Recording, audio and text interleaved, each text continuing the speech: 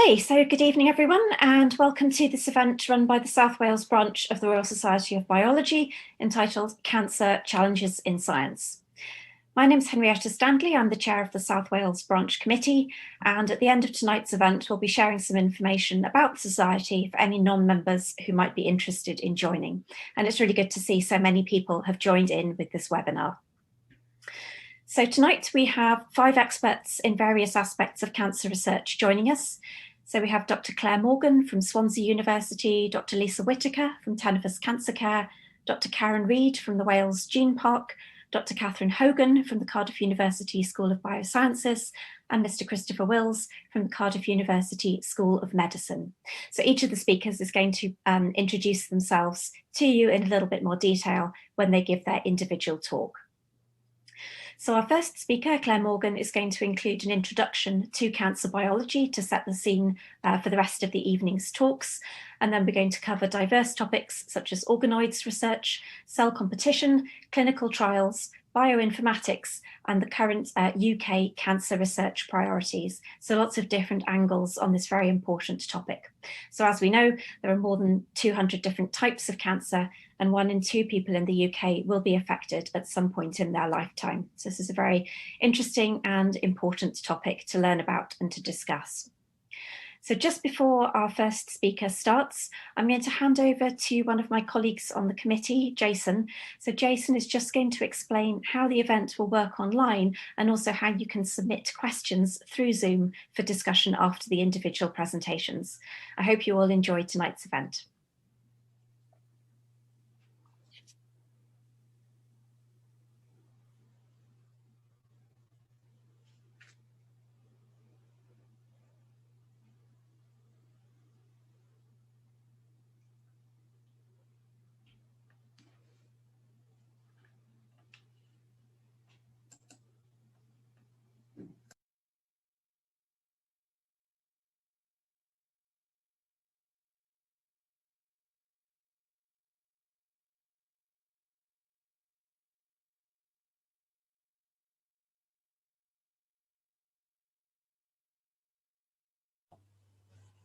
Sorry, my microphone was on mute. Can you hear me now?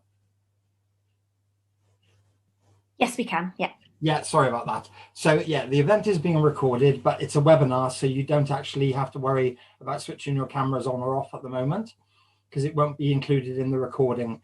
There's a different format to the Q&A as well, for some of you who didn't attend our last meeting where we tried out this webinar facility. There's a Q&A button on the bottom toolbar, so you can direct your questions in there throughout the event. So for any panelists that you want, when they spring to mind, you can put them in there and we'll answer them at the end of the event after the last speaker, which is Chris, when we have our panel discussion. So with no further ado, I'll hand you over to Claire.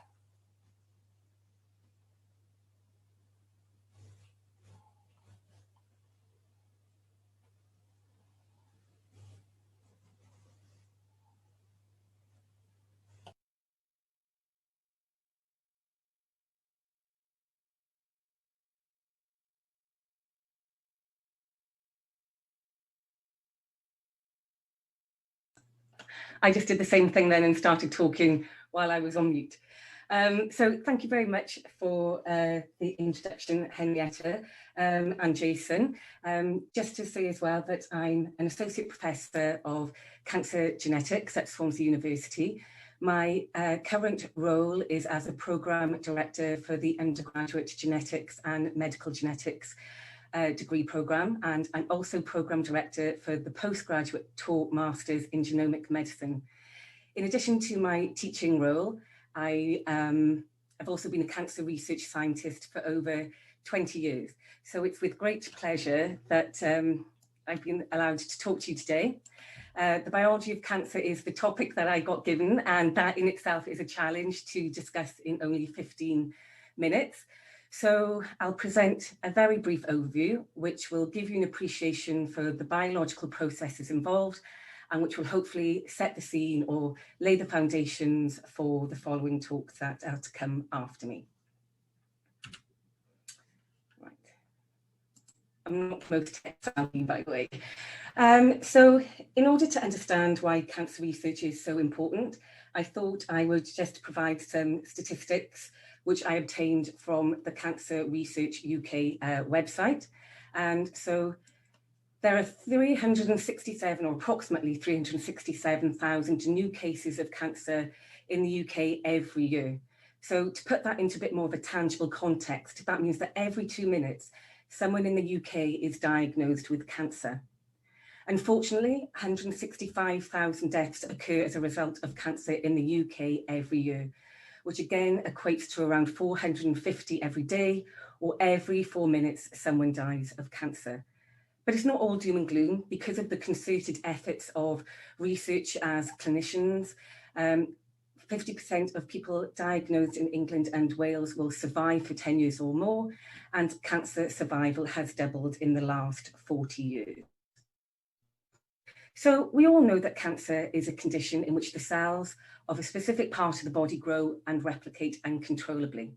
However, cancer, as already mentioned by Henrietta, is actually an umbrella term, and there are more than 200 types of cancer, and it can develop anywhere in the body. It can develop in epithelial tissue, it can develop in bone, muscle, even fat, as well as in our bone marrow, lymph nodes, and blood. So cancer is as a multi-step process. There's no single gene that will give rise to cancer. It's the result of an accumulation of mutations and dysregulated processes. And as a result, it's generally seen as a disease of older age. This is evidenced by statistics that show that more than 75% of cancers occur in the over 60s. And this sort of makes sense because the older we are, the longer our DNA has been exposed to chemicals and biological compounds that can damage our DNA, and a longer time then for mutations to accumulate. So although I said that cancers can arise anywhere in the body, and they can, for the purpose of this talk, I just want to talk about cancers that arise in epithelial tissue, because 80% of all cancers do arise in epithelial tissue. And with that, in 2000, there was two scientists, Douglas Hanahan and Robert Weinberg, and they published a paper that aimed to show that the complexity of cancer could actually be reduced to several biological processes, which they named the hallmarks of cancer. So in 2000, they proposed 6 hallmarks, and then in 2011, they published a follow-up paper proposing 2 further hallmarks. And unbelievably, their 2000 paper to date has been cited over 34,000 times. So what are these hallmarks? So the first hallmark that they cited was self-sufficiency in growth signals. So this is brought about by the conversion of genes that stimulate normal growth and division, which we call proto-oncogenes. And these are converted into oncogenes, which are genes that provide an autonomous source of growth signals. Proto-oncogenes are converted to oncogenes in several ways, such as gene amplification and gene mutation, as evidenced in the slide here. And what that means is that it results in the production of the normal growth product. So it is the normal growth product, but it's produced in excess or in abundance, or it can be resistant to degradation. And that means then that we have an increased level of signals.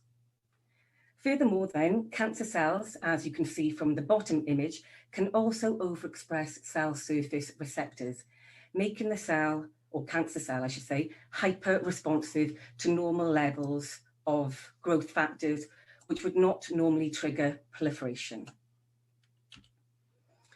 So the second hallmark is insensitivity to anti-growth signals. Cancer cells have acquired the ability to evade anti-growth signals.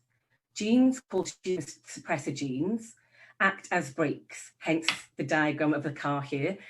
So tumor suppressor genes act as brakes to restrain inappropriate cell growth and division, and to stimulate DNA repair or cell death if possible. They provide anti-proliferative signals, so loss of tumor suppressor function can be a disastrous result.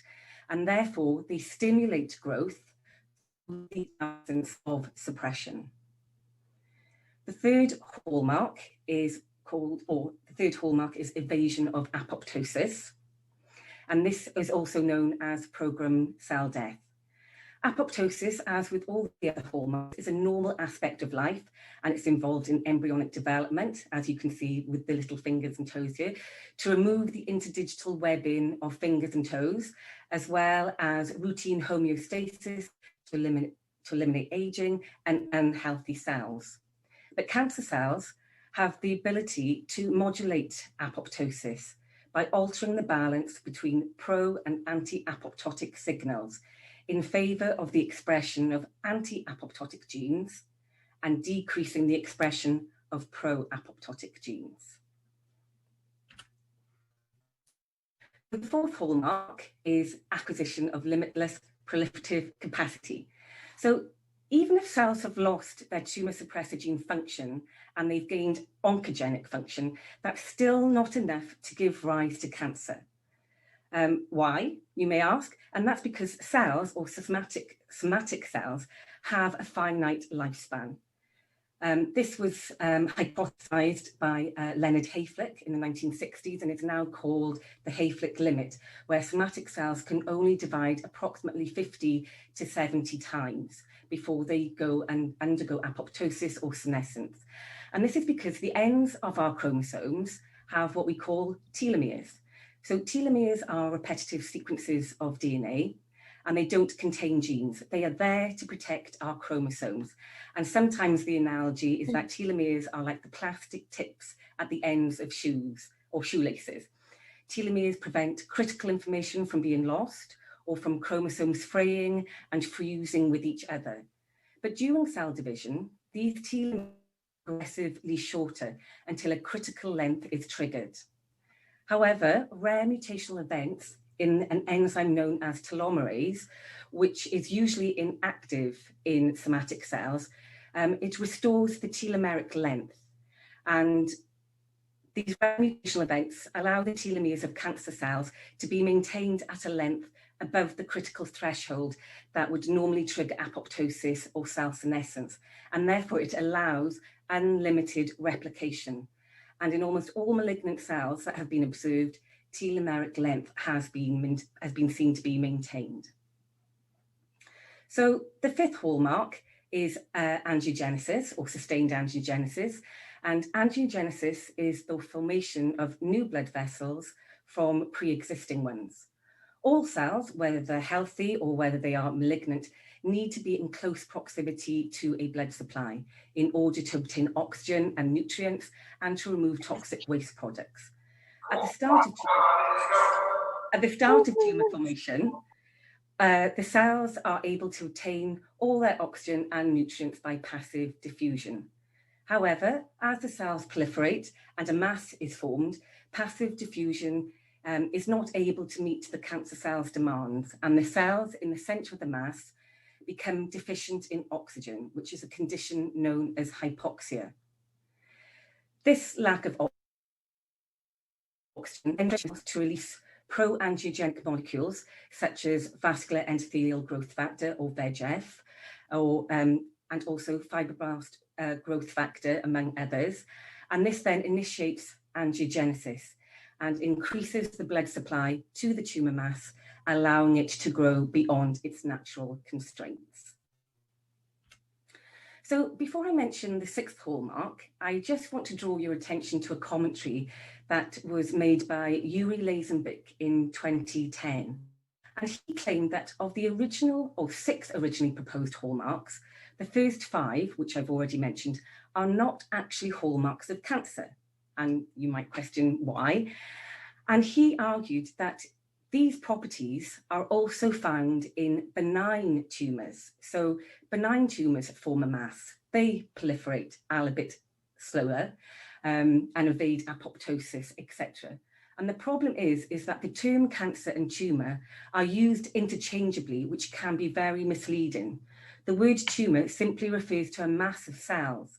And therefore, he argued that the only true hallmark of cancer is hallmark 6, which is invasion and apoptosis, invasion and apoptosis, invasion and metastasis. So invasion and metastasis are two processes that go hand in hand.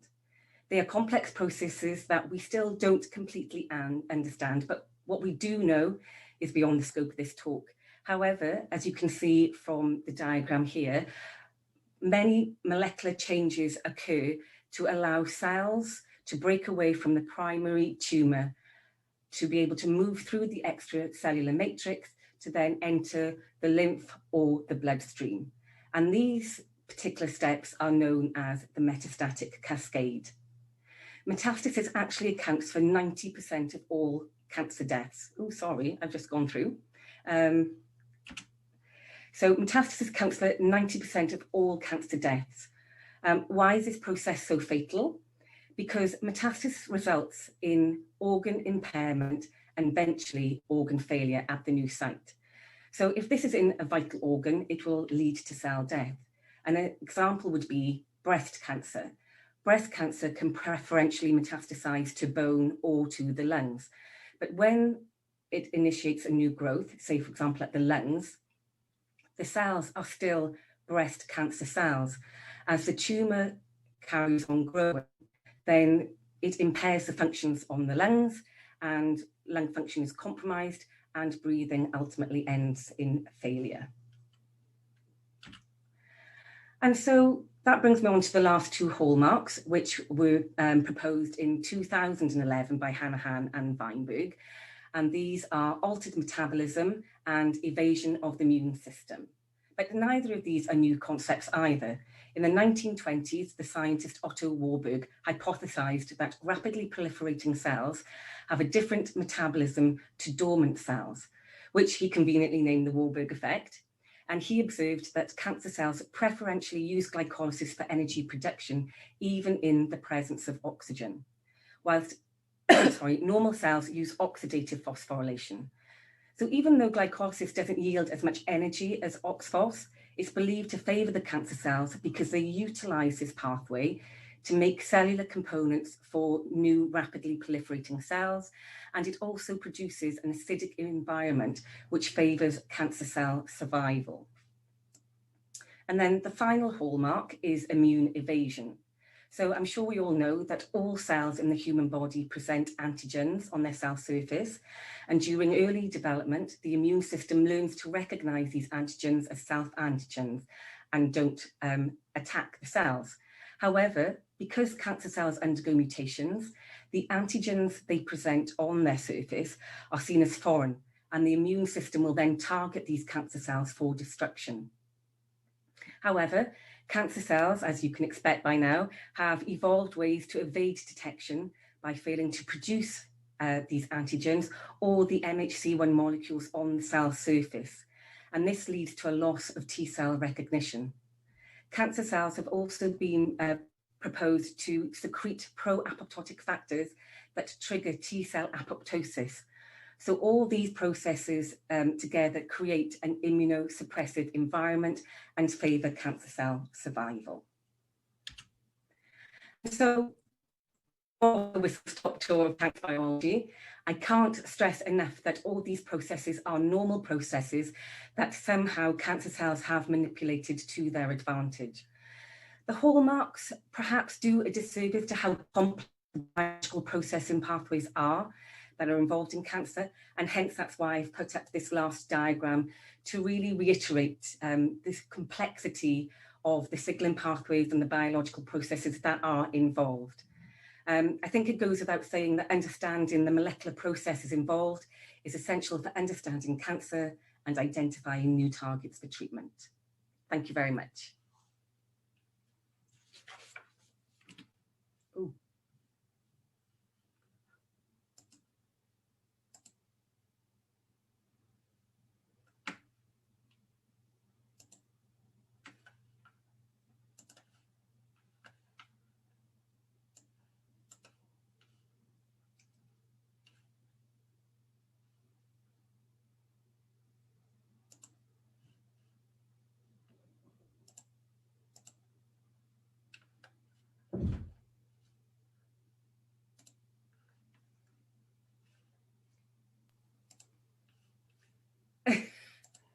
Thank you very much. Right. I think I've finally stopped sharing screen.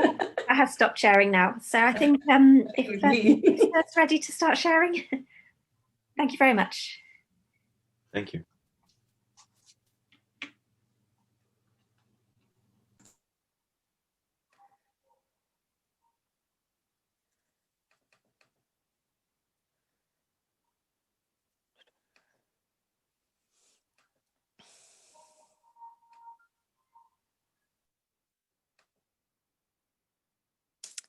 Hi, hopefully everyone can see those slides and hear me okay. Yes. Great. Hi everyone, I'm Lisa. Thank you so much for inviting me to be part of this event tonight. I am a freelance public engagement professional. I'm not a scientist or a cancer researcher. My PhD was in fact in social psychology. But I have had the privilege of working with many cancer researchers in Wales during the last 5 years in my previous public engagement role with Tenevis Cancer Care. So tonight I would like to talk about cancer research here in Wales. I'm going to start with some of the current research priorities at Tenevis Cancer Care. Then I'd like to highlight one patient's story. And then I'd really like to sort of briefly discuss at the end the impact of the current pandemic on cancer treatment and also cancer research. So for anyone who's not familiar with Tenevis Cancer Care, it's a charity that was founded in Cardiff in 1943, so it's been around a long time. And originally the focus was not cancer until the mid-1960s. And I could tell you lots and lots about the history of Tenevis Cancer Care. It's really interesting, but I'll stick to the cancer research that they have funded in Wales since 1967. Tenevis Cancer Care fund both lab-based and non-lab-based research. And in 2019-2020, the total value of their research portfolio was just under £2 million.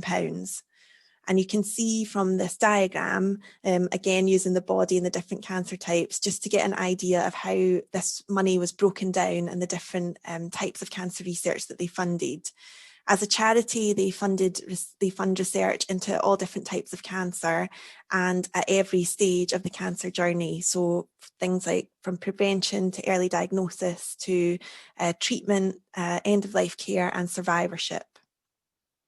So I wanted just to highlight a few projects and researchers that I have worked with, just to give you a bit more of a flavour of the different types of things Tenevis funded. So a Tenevis funded PhD student, now Dr. Alex Baker, identified a type of adenovirus which was especially good at infecting over 20 different types of cancer cell. And Alex also discovered the adenovirus created in the lab is very efficient at infecting dendritic cells, which are key to the immune system, helping it recognise possible threats. So with more research, there's a potential to use this virus to help the immune system recognise cancer and destroy it, ultimately improving patient outcomes. And Alex has gone off to continue his work in America, which is fantastic. And we continue to kind of follow his progress and his journey there. Professor Simon Noble asked cancer patients and nurses to evaluate a patient-designed video on blood clots and their risk during cancer treatment. And the project was called Cancer Clots and You. And the findings highlighted nurses and patients' lack of awareness surrounding blood clot risk. And since the study, staff reported giving greater emphasis on the risks of cancer-associated thrombosis when planning chemotherapy, which will lead to faster presentation, diagnosis and treatment, and ultimately reduce mortality and long-term morbidity. In another project, Professor Louise Condon explored and promoted cancer prevention among Gypsy, Roma and traveller communities. And this led professionals from smoking cessation, cancer charities and the NHS to make direct contact with the communities and form new networks. So that's just a very brief flavour of 3 different projects that Tenevis have funded in recent years. So hopefully that'll give you a sense that they fund a range of research, but the aim of all the research that they fund is to improve the lives of people affected by cancer here in Wales. So just thinking more broadly about cancer research in Wales and in the UK, I think that the main priorities can be really reflected in one patient's story. So this patient, like many others, found a lump. It wasn't sore or painful. They had no concerning symptoms, but after a few weeks, they decided to go to their GP to get the lump checked out. The GP's first thoughts were cancer, and they referred the patient to a consultant. A few weeks later, the patient met with the consultant who took an aspiration of the lump. The patient was then called back for an ultrasound a few days later, and then the consultant broke the news that it was cancer, but it didn't look like it had spread. 10 days later, the patient had surgery to remove the tumour and was then transferred to the care of an oncologist at Velindre Cancer Centre. The patient then made the decision with the oncologist not to have any further treatment at that time, but not because of a poor prognosis, but because further treatment may not have been of benefit to that patient. Since then, the patient has been monitored regularly by the oncologist, and if anything changes in the future, treatment can be arranged. The patient was also supported by a specialist nurse and other charities. So what can we learn from this patient's story? And I just want to quickly highlight that the one thing I'm not mentioning here is prevention, which is obviously extremely important. And we know that around 4 in 10 UK cases of cancer can be prevented. But I just want to highlight the other things that this patient's story can tell us in terms of research priorities. So the importance of having an awareness of worrying symptoms. Even though the patient felt well, they knew that it was important to get the lump checked out and getting to the GP quickly. All too often people delay for many reasons. Tenebris Cancer Care have also funded research trying to understand what might cause people to delay. The GP being aware of possible cancer symptoms and referring to a consultant. Early diagnosis, quick and effective treatment, with a range of treatment options which can be personalised to each patient and their particular cancer. Patient-informed care, so letting the patient have a say in what was going to happen and increasing their understanding of why certain treatment options were going to be taken or not. And emotional support and ongoing aftercare. So these are all research priorities here in Wales and across the UK, and each one of them is very important in terms of improving the lives of people affected by cancer. The reason that that particular patient's story will always stick with me is because it's my story, and I share it because I've been so lucky, and I wish that more people had an experience like me as long as we've got cancer to deal with. And it's especially relevant right now as the pandemic has sadly and frustratingly meant lots of delays in cancer treatment, which has cost some people their lives. I was diagnosed with thyroid cancer in 2017. I was 33, and I wonder if my experience would have been any different if it had happened today. Macmillan recently launched a campaign called The Forgotten Sea. When coronavirus hit, thousands of vital cancer treatments, appointments and care were postponed or cancelled, and now the consequences of this disruption to cancer services are impossible to ignore. People still aren't able to get the timely support they need, and the emotional impact of the outbreak is continuing to take its toll on people who are already struggling. It's estimated that up to 50,000 cancer cases have gone undiagnosed during the pandemic. The pandemic has also caused unprecedented disruptions in medical research for potentially life-saving cancer treatments. Research projects have been delayed, scientists have had to renegotiate funding deals, and cancer charities face huge economic challenges. Tenebris Cancer Care has recently made the difficult decision not to fund any more new research, and this will have a big impact here in Wales.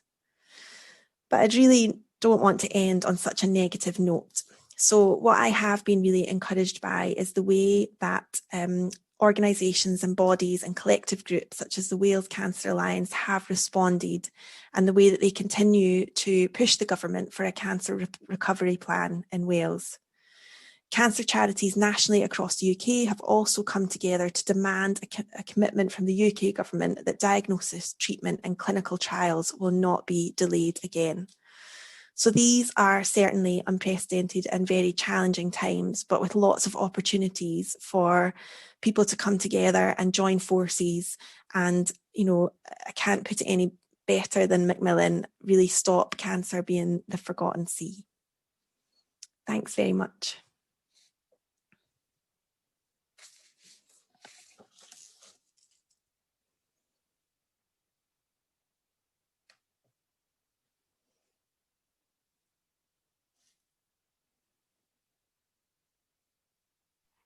Thank you very much, Lisa. Just to reiterate to everyone, we'll be answering questions at the end after all 5 speakers. So please do put any questions that you're thinking of as we go through into the Q&A, and we'll address all the questions once everyone has spoken. So again, thank you, Lisa. And so our next speaker is Karen.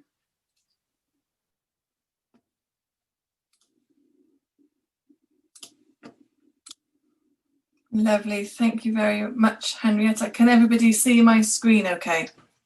And hear me? I have unmuted, haven't I? Yes, I have. Yeah. Good. Didn't want to make that classical mistake. So thank you so much to the organisers for inviting me to come and speak at this event today. I was asked to speak about organoids and cancer research, which I will do.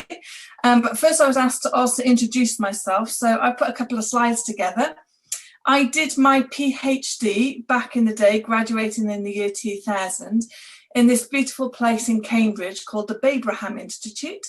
My PhD was using preclinical models of disease, so in other words, animal models, and I was looking at a cluster of genes that are known to be associated with a rare disease that affects embryonic development by the acronym BWS. I'm not very good at pronouncing the disease name. It's a rare genetic disease. I left Cambridge in 2002 and came and worked at Cardiff University, first off in the School of Biosciences. And then when the European Cancer Stem Cell Research Institute opened, I moved with the research group that I was with. Professor Alan Clark was the prof of the group, into the Hayden Ellis building at the Cancer Stem Cell Institute. Again, my research used preclinical models of disease, but this time the models were looking at the genetic causes of cancer, and with a particular focus around intestinal cancer, although I also looked at a little bit some breast cancer models and some liver cancer models. I stayed there for a very long time, thoroughly enjoyed my time in the research lab. It was there that I first started to use organoids as a research tool to look at the mechanisms of cell division within culture, and I'll come on to talk about that in a bit more. But in 2017, I left the lab and I joined Wales Gene Park. So I want to take a little bit of time to talk about what Wales Gene Park is. So Wales Gene Park is an infrastructure support group funded by Welsh Government through Health and Care Research Wales, and we're hosted by Cardiff University. In particular, we are within the Division of Cancer and Genetics within the medical school within Cardiff University. Being an infrastructure support group, what that means is the Welsh Government, or through Health and Care Research Wales, we get funding given to the university to employ us, so our wages are covered, but we are not there to do research ourselves. Our remit is to enable and promote research that uses genetics and genomics for healthcare science. So we don't just support cancer research, although because we're embedded within the Division of Cancer and Genetics, that is a large part of what we do, but we can support cardiology or diabetes or other disease areas as well. Our structure is around 2 separate work packages. The director is Andrew Fry. He's a clinical geneticist. The education and engagement arm is headed by Angela Burgess. And this team of people, there's only 5 of them in the team, they organise lots of events like this now on Zoom, it used to be in person, to help promote genetics and genomics, explain what it is, and raise awareness of the importance of these techniques within healthcare. They can arrange events for schools or for healthcare professionals, for the public, or for patients and families and carers with rare genetic disease. A member of the team works with Welsh Government to help promote the development of Welsh Government policies to make sure that they are informed by the patient and the public voice. There's a member of the team that helps support patients' involvement in research. So if there's any researchers out there who want to be able to talk about their research or get a layperson's perspective on your research, please do get in touch and we can help you with that. The other area of our work is around the genomics for research. So here we have a small team, a lab team, who can take samples from researchers, whether they're clinical researchers or within the academic setting, and do their magic within the lab to make those samples turn into data, sequencing data, to look at the 3.2 billion base pairs that are in a human genome, or if it's using, the research is using preclinical models or animal models, so they can help generate that sequence data. We've then also got a small team of bioinformaticians who can help with the data analysis of that data, so interpreting that information for meaningful results. The bioinformaticians are also looking for opportunities to use novel ways of looking at the data. So rather than just using the standard techniques, are there some things in your data that are hidden? And can we apply new novel techniques to analyze that data to get information out that's useful for it? We have a member of staff based in Swansea University who is heading a research project that is looking at how you would set up the integration of genomic data into a SAIL databank. So SAIL is the Secure and Anonymous Information Linkage Databank within Swansea University. All citizens of Wales, our healthcare records and our school records and all other information that's held about us in that database in an anonymised format. So that's the key thing for this, it's an anonymised version. But what would be really useful, a useful research tool, is to have genomic data linked with that. So the Pathfinder project that they're working on is patients who have epilepsy. And the patients are volunteered to get genomic data from them. So we have now got this genomic data sitting there, but we also got things like unscheduled admissions to hospitals that can be looked at within the SAIL data bank. And then you can look to see if there's associations between changes that you see in the genomes of patients with the differences in their clinical outcomes and their management of the disease. So that's the project that's happening around data integration. And then we've got somebody who also works around generating new preclinical models of disease. So here they're using patient-derived human iPS cells. So these are cells that are like stem cells and they can grow in culture continually, but then you can also make these cells specialize. So if you're interested in neuroscience and epilepsy, you can make these cells become neurons and examine the biology in that area. If you're a cardiologist, you could make these cells become cardiocytes, heart cells. So that is what GenePark does. As I said, we don't do the research ourselves, but we're there to enable research. We have a website. I admit that the content is slightly out of date. It is on my to-do list, hopefully by the end of the year, to have a revised website content. But the team are very active on Twitter, so @WalesGenePark, if you want to get in touch.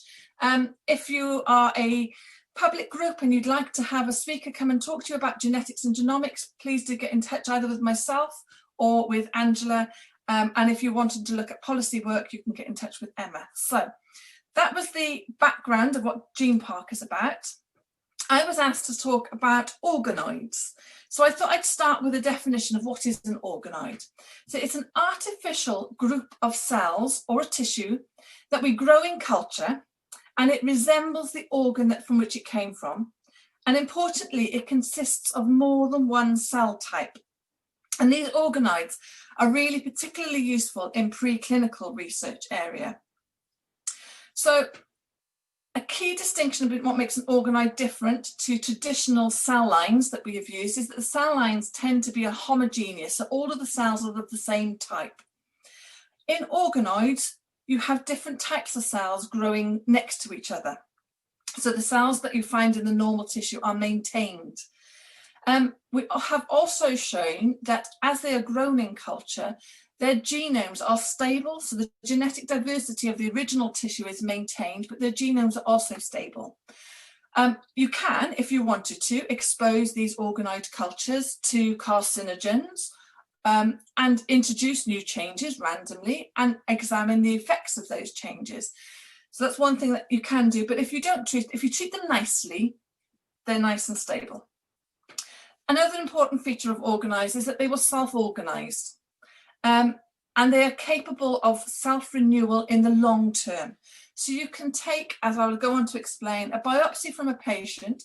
You can make these organoids in culture and then they will keep propagating. So they'll be able to maintain them in culture for many generations, for quite a while. And importantly as well, organoids can retain some of the physiology of the original tissue from which they came. So you can develop organoids from many different tissues now. They've grown them from livers, from pancreas, from brains. But the one that I'm going to talk about, because this is the one I have the most experience in, is intestinal organoids. So these are intestinal epithelial organoids. And this fuzzy picture in the background is one that I grew myself in the lab, and it's from a mouse model. If you were to use an electron microscope to look in high resolution of what your intestines look like, you'll see this kind of structure. So these mountains that you see here, these are the villi that they protrude into the lumen of the intestine. And their role is to increase the surface area of the intestine to maximize the amount of surface area that's available for absorbing everything from our food and our diet, our nutrients. So this is the job of these villi. Underneath the villi, so further away from the lumen, protected from that harsh environment where things are in the intestine, this fringe-like structure at the bottom, these are called crypts. And this is all epithelial tissue. So the epithelium is our lining, our protective layer. Importantly, all cell division happens within the base of these crypts, far away as possible from the harsh environment of the lumen of the intestine. Cell division, one cell divides to make two, two become four, four become eight, and so on. The cells then differentiate, that become specialized, and they have different types of cells within this epithelial layer. They migrate along this villus, and they are then die when they come to the end, and they're lost into the lumen and are sloughed off and expelled with our bowel motions. These four processes of cell division, making new cells, which happens down here in the crypts, the cell migration, the cells moving along the crypt villus axis, the differentiation to become specialized, and the death and cell death are all cellular processes that can go wrong when cancer forms. So this is a nice little neat model to be able to explore and observe real time these things happening. You can look at these down the microscope. The crypts in the organoid are these bits that are sticking out. So the cell division happens here on the outside. They then migrate towards the middle. So the lumen would be this black mass. And the reason there's a black mass here is because I let this particular organoid grow too big. So instead of the cells sloughing off and moving away, they're all accumulating in the middle. So if you look at a cartoon cross-section through this intestinal epithelium, you see here, this is the crypts, this fringe bit at the bottom. All of the cell division happens down here in the base of the crypts. The cells then migrate along this crypt villus axis and specialize. So you've got some goblet cells or endocrine cells. And then they slough off and they die. And as I said, these cell processes can happen, can go wrong. So if they have a genetic mutation or change in our instructions that causes the cells to start dividing when they shouldn't be, or stop migrating when they're supposed to migrate. The way I think of this is like emptying a pit of balls at the bottom of an escalator, and as the escalator moves, they move up. But if you were to put a barrier away, all of the balls bunch up behind them, and that can be the formation of a new of a tumour starting. The process of making different types of cells, differentiating. So if you get too many goblet cells producing, you can have that type of cancer forming in your intestine. Or if the cells don't slough off and die when they're supposed to, all of these can go wrong in formation of cancer. These organoids, as grown, just represent this epithelial layer, this barrier layer.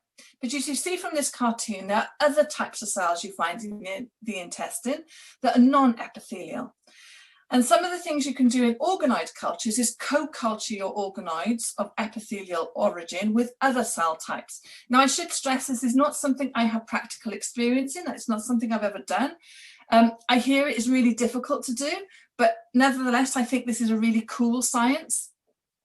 So this picture on the left was taken, and the pink and purple are the epithelial organoid, and all in green, these are immune cells that have been genetic engineered. So, for example, if you want to try and change the immune cells, CAR T cell therapy might be something some people have heard of. These are cells that you can then try and train so that they can detect cancerous cells over normal cells and see what's happening in culture in that area. You could also, as well as co-culturing with immune cells, co-culture with other types of cells, for example, stroma cells, the cells that you'd find in the environment around the normal tissue. So this is taken from a publication which showed that fibroblasts, this type of non-epithelial cells, are able to actually improve organoid survival and growth. So what these authors did, they had two cultures. The monocultures are just the intestinal epithelial cells themselves. And then they also co-cultured them with these fibroblasts, which they extracted.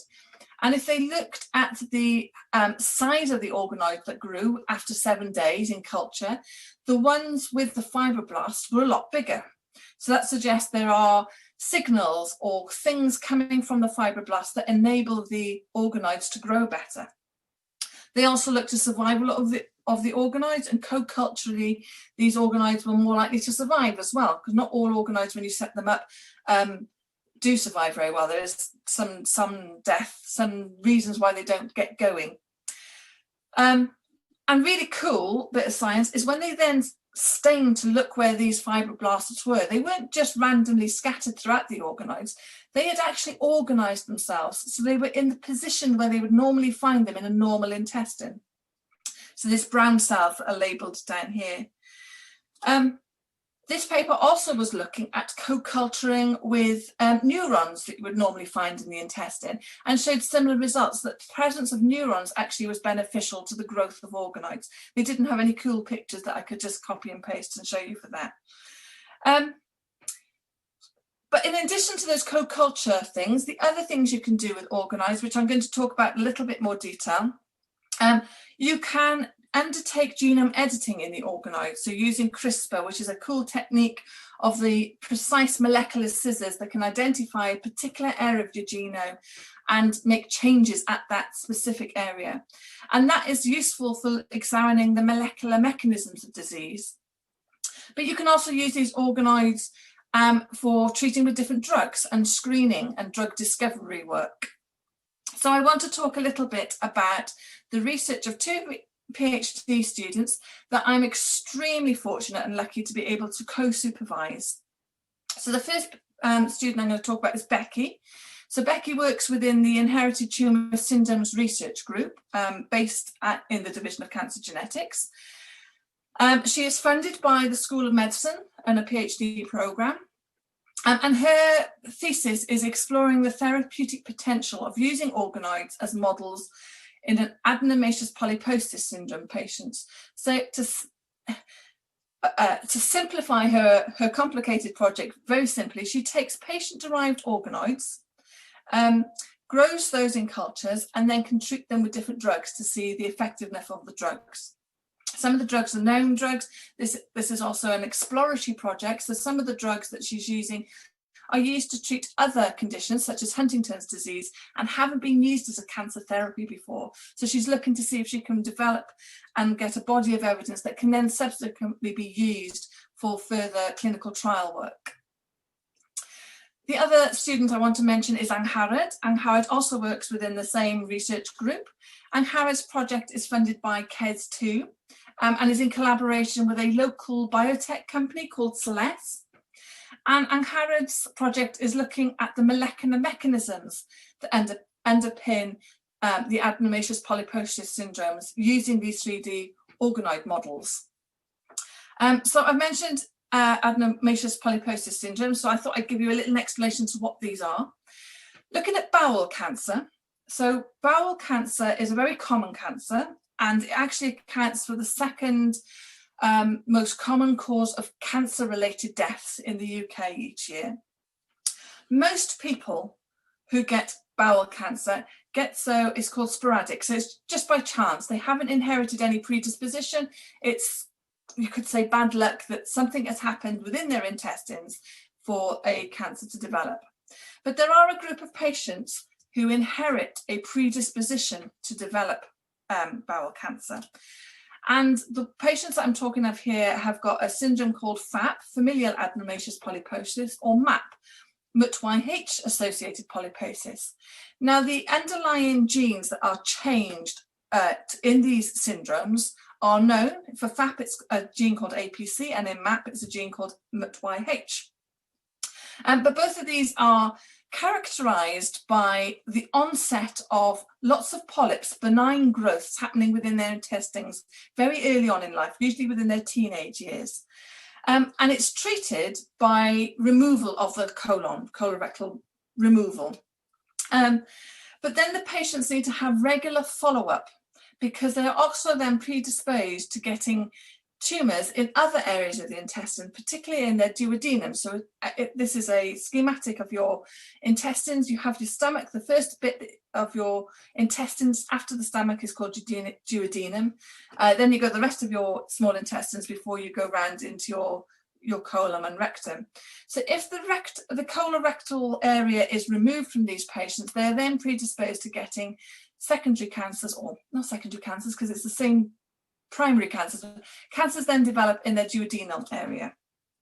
And what we know is that mutations in APC are a known primary driver for this.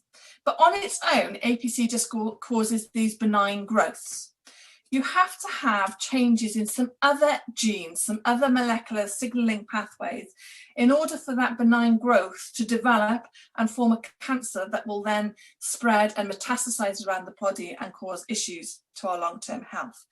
So the research group are looking at what are these other causes for that contribute to the duodenal cancers. So to summarize, both students are taking patient-derived organoids. So here patients are having endoscopies in their upper gastrointestinal tracts and in the duodenal area. The surgery team take the biopsies and give them to the research team, who then separate these biopsies into 3 areas. One for histology, so we know what they're looking at. Are these, is the area being collected benign, tumorous, or is it normal? They take a bit for sequencing, so we can look to see what are the changes in the genome that are already there in these samples. And then they take the other bit to grow into the organoids. The organoids, once they're established and up and running, and it's not every patient's samples will establish well in the lab, are given to our collaborating company called Celeste. As I said, there is a local biotech company, and they have proprietary techniques of expanding these organoids. So you have got lots of them to be able to work with. They give them back to the research group, who can then undertake the experiments, either to look at the genetic mechanisms in the organoid cultures, or treating them with different drugs. And at the end of the experiment, we always look at the histology again to compare to the original sample, and we sequence again to make sure that it hasn't any genetic changes happening. So with that, I will acknowledge funders. The Inherited Tumour Syndrome Research Group, I am extremely grateful for, because they allow me to, I say, dabble with research still and be involved in what is their research interests. Welsh Gene Park, because without Welsh Gene Park, I wouldn't have a salary, so I wouldn't have a job and be able to dabble in the research in the first place. School of Medicine and Cares for funding Angharad and Becky, and then these are other funders that support the research group. To acknowledge the people, Laura Thomas, who's just got a lectureship and started in Swansea University, and Hannah are brilliant researchers I really enjoy working with, Becky Angharad and the other research members of the research group. The student co-supervisors that we work with to help them with their projects, of course, the people in SLES. The gastroenterology, surgery and genetics department to enable us to identify patients to be able to enrol them into our research studies. And of course, the biggest thanks has got to go to the patients who have kindly agreed to donate their samples to this research. I shall stop sharing and thank you very much. Thank you very much, Karen. Karen, we've got one question that came through on the Q&A, if you're willing to take that one. It's on organoids, as you might have expected. Do you think that organoids will one day replace animal models in research? I think they can help us reduce the number of animals that we're using in research. Yeah. I don't think they'll ever replace them completely. There is still a place for animal research to a degree. Yeah, agreed. Thank you. I think that's the only one. Thank you very much, Karen. No problem. And if there's any other questions, feel free to put them in chat, and I think we're answering all questions at the end as well, so I'm more than happy to contribute then. Yep, absolutely. So if anyone has any questions going through, please do put those in the Q&A. Thank you very much, Karen. So now we'll move on to Catherine.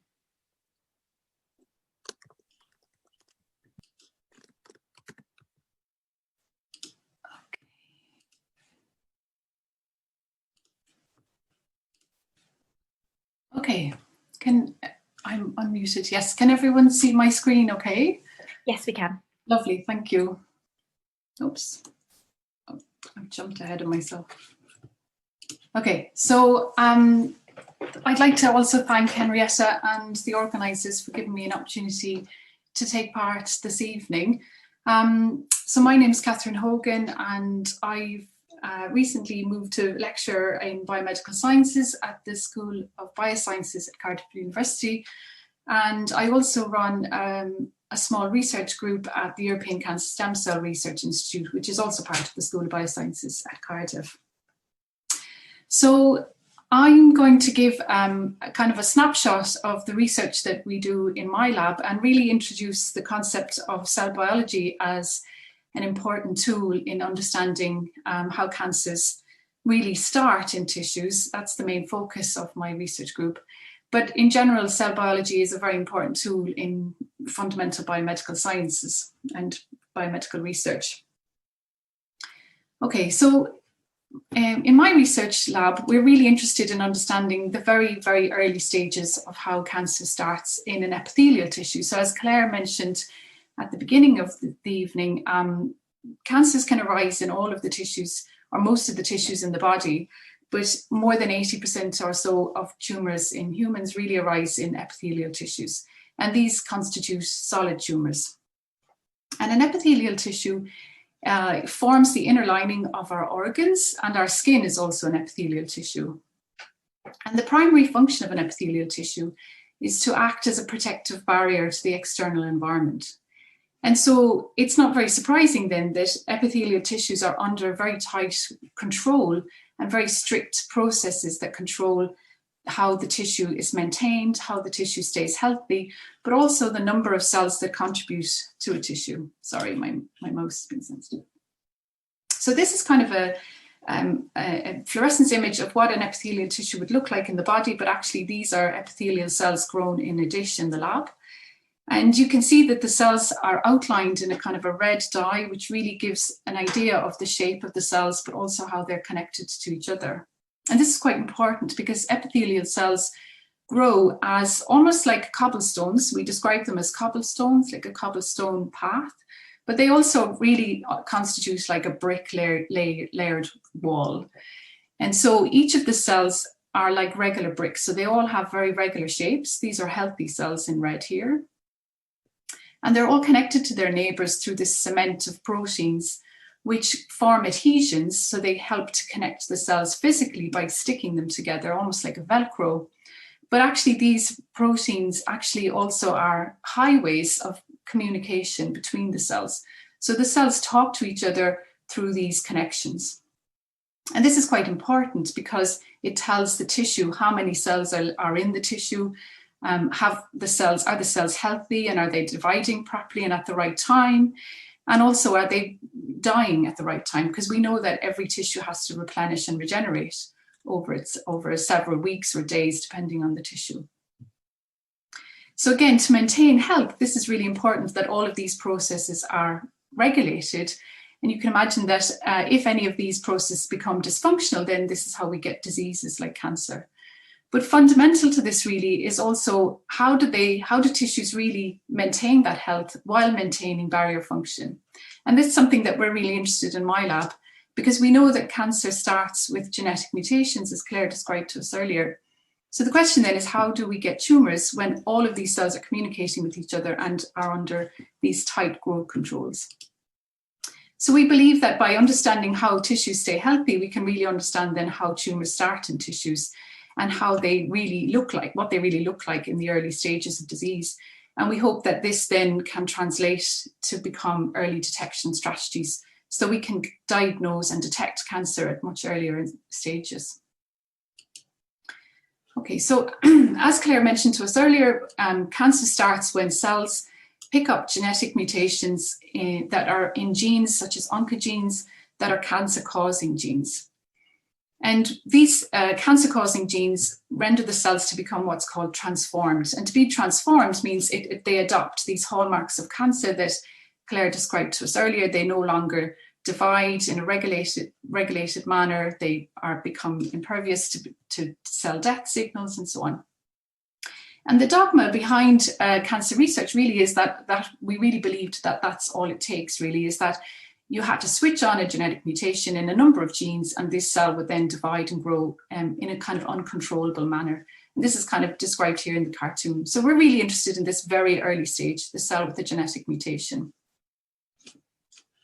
But what's quite surprising, and possibly not that surprising considering what I've just told you, that epithelial tissues really have to control the numbers and the health of the cells to really maintain health. And as I said to you, epithelial health is really fundamental to the health of the organism. And actually, there are a number of processes that are involved in this. And two of the main processes I'm going to describe to you tonight. One is cell extrusion. And cell extrusion is a process that's conserved across all higher organisms. And it's a way of really clearing cells from tissues that are now destined to die, or it can be activated in regions where too many cells are making up the tissue, so they get overcrowded. And it's the tissue's way of saying, well, we need to clear these cells. So the dying cell here is labeled in purple in this cartoon, or we need to clear the excess, these cells here labeled in orange, but we need to do it in a way that we don't breach that barrier function. Because obviously if we get a hole in these barriers, then this can lead to inflammation. And we know now that extrusion is really like a squeezing process where the neighboring cells coordinate this process by modulating their actin cytoskeleton, their actin myosin cytoskeleton, where they form these rings around the cells that are destined to be eliminated. And they literally just squeeze or pinch them out. And it's a very coordinated process, again, as I said, to make sure that the barrier isn't breached. We know that cancer cells can hijack this process where they can switch off the signals that trigger this extrusion process and basically override this process. But I'm not really going to talk about that in much detail tonight. So basically the outcome of cell extrusion is that you remove these cells that are no longer needed in the tissue without breaching the barrier function.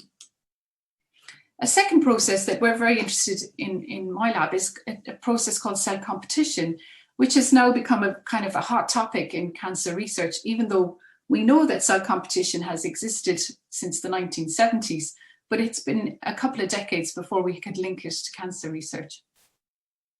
So I've got a schematic here just to describe cell competition. And cell competition is really, as the name suggests, a competition process between neighboring cells. So basically what it is that every cell in the tissue is surveying its neighbor and it's comparing itself to the neighbor. And it's saying, well, am I healthier than you or are you healthier than me? And the cell that's less healthy gets removed from the tissue. And that's really to ensure that only healthy cells make up a tissue.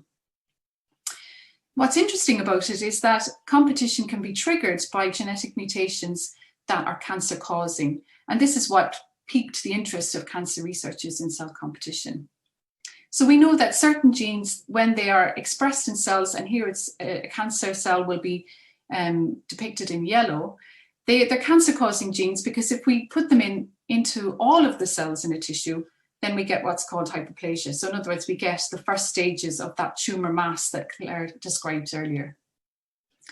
But what's interesting is if we put these tumour-like cells into the context of a normal, healthy environment, then they're actually triggered to die and they're removed from the tissue. So they don't actually initiate any tumour at all. And that's because the normal cells have detected these mutant cells, and they've deemed that this mutant cell, now depicted in yellow, is less fit or less suitable for the tissue.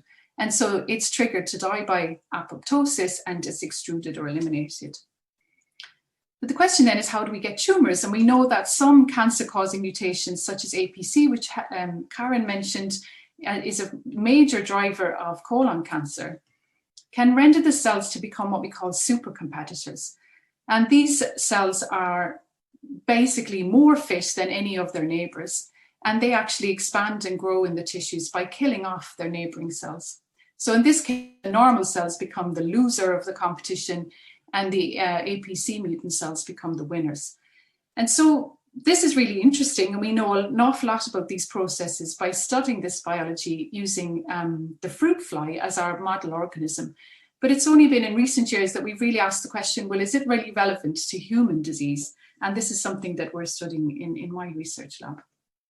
So basically, the summary of cell competition is really to remove mutant cells. So in other words, to remove those transformed cells that have acquired that genetic mutation. Again, you're maintaining barrier function, which is really important, but we don't really fully understand whether it's preventing or promoting cancer, because you could argue that it really depends on the genetic mutation that's picked up by the cell. So when I was a postdoctoral researcher at UCL in London, we asked the question of what happens when you switch on cancer-causing genes in cells, in tissues. And we really looked at oncogenes that, again, Claire mentioned at the beginning. And one of the best known oncogenes is the RAS oncogene, which is a small GTPase protein, which is a molecular switch in your tissues that becomes mutagenic, and it's involved in about 30% of human cancers. And I'm just going to show you some movies as well, because really what I want to highlight is some of the tools that we use in the lab to really study these processes. So here we've got a sheet of epithelial cells, and we've been able to switch on using genetic tools this cancer-causing gene in a handful of the cells. And we switch it on at a point where all of the cells are connected and communicating with each other. And then we use time-lapse microscopy to really ask the question of what happens next. And we really didn't expect what we found, because we know so much about RAS oncogenes for decades, that it really transforms cells, that it allows cells to overgrow and be unregulated and so on. But what we were really surprised about was when we put RAS cells in the context of the normal cells, then the RAS cells really get kicked out of the tissue. So this really told us that the normal cells can detect these RAS mutant cells, and they actually say, you don't belong here, and out you go. But what you'll notice is that by the end of the movie, the RAS cells haven't died. They're still alive, and they form this kind of ball or aggregate of cells. And again, we were able to show this in fruit flies, and we were able to show it in zebrafish. So as I said, the question then is, well, this really says that mutant cells and normal cells can detect each other as different. And that's something that my lab have been really trying to work out over the last few years.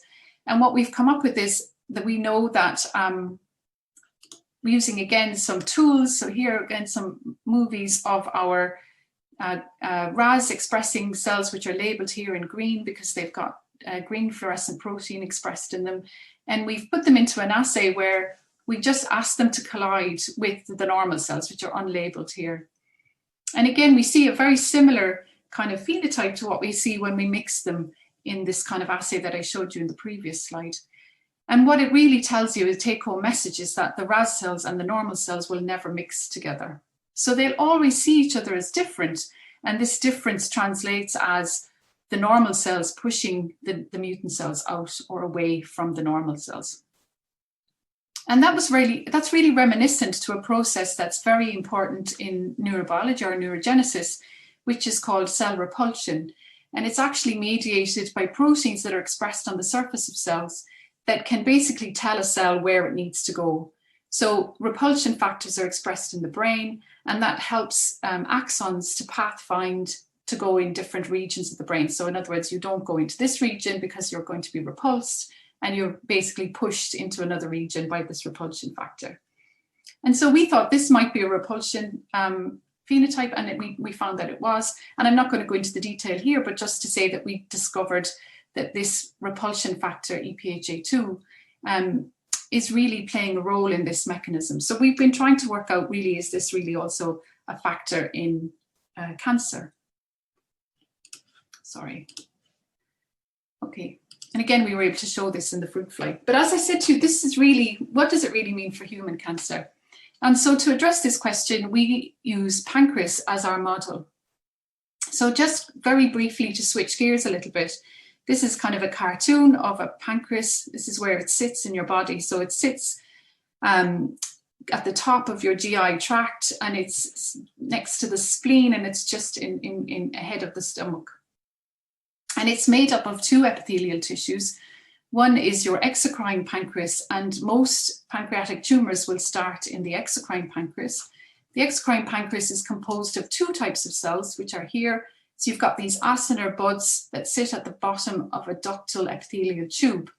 And the function of the acinar cell is to produce the digestive enzymes that are needed to digest your food.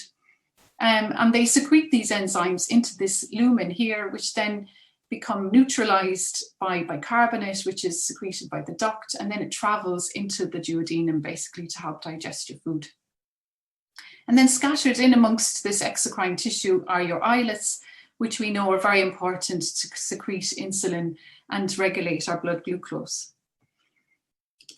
So pancreatic cancer, we know, starts sporadically. So what that means is it's not really linked to familial inheritance. So only 10% of pancreatic cancer can be inherited, whereas the 90% of pancreatic cancer develops really spontaneously from cells that have acquired mutations in the oncogene RAS and predominantly KRAS. And we know that from mouse models studies that KRAS mutations are really the first gene that gets switched on to cause cancer, but they are also needed for every stage of the disease. So if you take away KRAS, if you turn it off or you try to block it, then the tumor stops growing. So in some ways, the tumor is almost addicted to KRAS signals. So pancreatic cancer is still very much unknown in terms of the biology of early disease.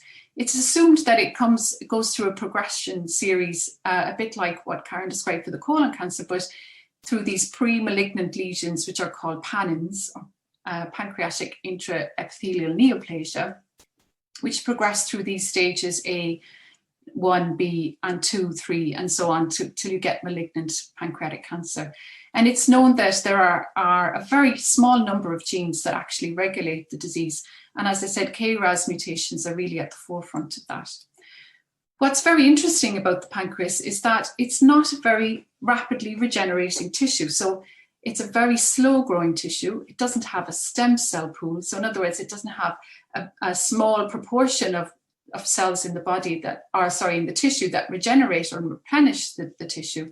It's very much like the liver in that every cell has the potential to become a stem cell if it becomes injured or insulted by a mutation. And we know that things like inflammation are major risk factors. But we don't really understand the very early stages of disease, and that's something that we're hoping to contribute to. So we've been used, again, a number of tools, and I don't really expect you to get bogged down in the details here, but I really just wanted to illustrate the tools that we use in the lab to really look at whether and how pancreatic tumours really start. So we've been able to show in a number of systems that epithelial tissues have this ability to detect cells when they become mutant. And we wanted to ask the question, well, does this also happen in the pancreas? And we use what's called a lineage tracing tool, which basically allows us to switch on our mutant KRAS, and it also switches on this red fluorescent protein in the same cells. And this allows us to basically trace the fate of the cells over time in tissues by following this red fluorescence. And that's really powerful because it means that we can really monitor cells at the single cell level, and we can really look at what's happening in the local environment.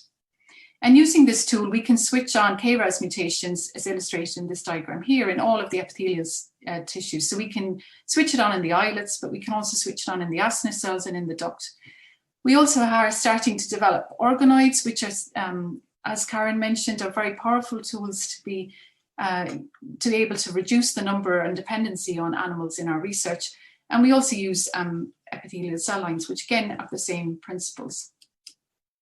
So just to cut a long story short, I wanted to be able to show you that using these methods, we're able to detect that the cells over time, and we're able to show that adult pancreas tissues also can eliminate and clear these RAS mutant cells over time. So if we trace the amount of red fluorescent protein in our tissues, and we look at 2 different time points, so this is at 7 days after we switch on the gene, and this is 35 days after we switch on the gene, you can see compared to the controls, we're really losing the fluorescence in the tissues, and that tells us that the cells are being eliminated. We've also started to use some very nice quantitative imaging tools, and these are software platforms that basically allow us to build 3D images of the tissues in the lab. And again, this is really powerful because it really tells us what's happening to the cell within the context of the tissue. And so from that, we can then look at properties of the cells, and this is where the cell biology comes in. So we look at the shape of the cells, and we look to see have they changed, and we can show that our KRAS expressing cells become really small when they're surrounded by normal cells, and the normal cells increase in size. And that's really interesting because what it tells us is there's almost like a tug of war happening for the space, and they're really competing for this space in the tissue. So that's one of the readouts that we can use using these kind of tools. So I said to you at the start, we didn't really understand whether this is tumor promoting or tumor preventative. And we really believe that actually this competition is tumor preventative, because if we look a little bit later and we look to see if we can see these pan-ins or pre-malignant lesions that I described to you in the cartoon earlier, we can show that they're much less frequent when the RAS cells have been kicked out. So we know there's a very small proportion of cells retained, and we think that these are tumor initiating cells. But as I say, they're a very rare population, and most of the cells are being eliminated. And if we switch off this FA2 receptor, which I told you, this cell repulsion factor in the tissues, then we promote the retention of these cells in the tissues, and that really triggers the beginning of the cancer to start in the tissue. So we really believe that this is a tumor suppressive pathway. So the question then is, well, how do we get tumors? And before I get to that, what I really wanted to kind of put across as well is that, you know, our data is really just a very small fraction of a very much wider field. And actually people have been able to show across the world. So this is an example of some work that's come from the US, where people are tracing these red cells. So again, these are cells expressing mutations, and they've labeled them with this red fluorescent, and they're able to trace them in real time. So this is actually doing live imaging in real 3D tissues. And this is a skin or the hair follicle of the skin. And they can show that the normal cells, again, detect these mutant cells and they correct for this damage. So they, in order to make sure they stay healthy, they kick these cells out of the tissues. And my former boss in Japan, Yasu Fujita, uses colon cancer as his model, and he's able to show as well that the colon can also kick out these mutant cells of the tissues. And this really is termed to be now epithelial defense against cancer, where epithelial tissues really have this ability to kick out and prevent disease. So this is quite a new concept, and it really challenges our current understanding of cancer. So it's not just as simple as we switch on some genetic mutations in cells and away we go, but really it's all about the neighborhood. Does the neighborhood really permit these cells to expand and grow? And we believe that these cell repulsion factors probably have some very ancient role in epithelial tissue health, and we're really keen to look to see what that really means in the future. So as I said to you, this is really tumour preventative. So how do we get tumours? Because we know that pancreatic tumours, for example, need KRAS mutations, and they really, as I said, if you switch off the KRAS mutation, you don't get a tumour. So there must be some way and some mechanism that these mutant cells can override these signals, and we're really interested in understanding what those are. So how do they fool the normal cells to stop being kicked out of the tissue? Or do they maybe hide or somehow elude these detection signals? Or maybe they become super competitors, as I described at the start, and they actually stay in the tissue by killing the normal neighbouring cells. And that's, as I say, I hope we'll have a better understanding of that over the next few years. So why do we need to understand the biology of early disease? And I would say this is fundamental to really improving early detection strategies, because if we understand the biology of the disease, we can then really work in a much more informed manner to discover biomarkers of early disease and possibly imaging tools, which would be very important for things like pancreas and brain tumours, for example. And early detection really is crucial to improve prognosis, especially for pancreatic cancer, which is a very devastating disease. But also it really underpins better clinical trial design and the recruitment of patients to clinical trials, again, particularly with pancreatic cancer, because the majority of people who are diagnosed with pancreatic cancer are really very ill and sometimes cannot be signed into clinical trials. So really, to improve our therapeutic arms, we have to have early detection strategies. Okay, so that's it. I'd again like to acknowledge the people really behind all of the work in my lab, and also my funders. So I've been funded, I'm currently funded by Cancer Research UK, but I'm also funded by AMSA Just in Time, which is a Welsh pancreatic cancer charity. And November is Pancreatic Cancer Awareness Month. Actually, the 19th, which is Thursday, is World Pancreatic Cancer Awareness Day. So I'd just like to thank you for that, and also being funded by Pancreatic Cancer UK. So thank you very much. That's great. Thank you very much, Catherine. And yes, we knew this was there was a link to pancreatic cancer this week, so it's really nice that you're able to join the panel and highlight that to us. Thank you. And so our final speaker is Chris Wills.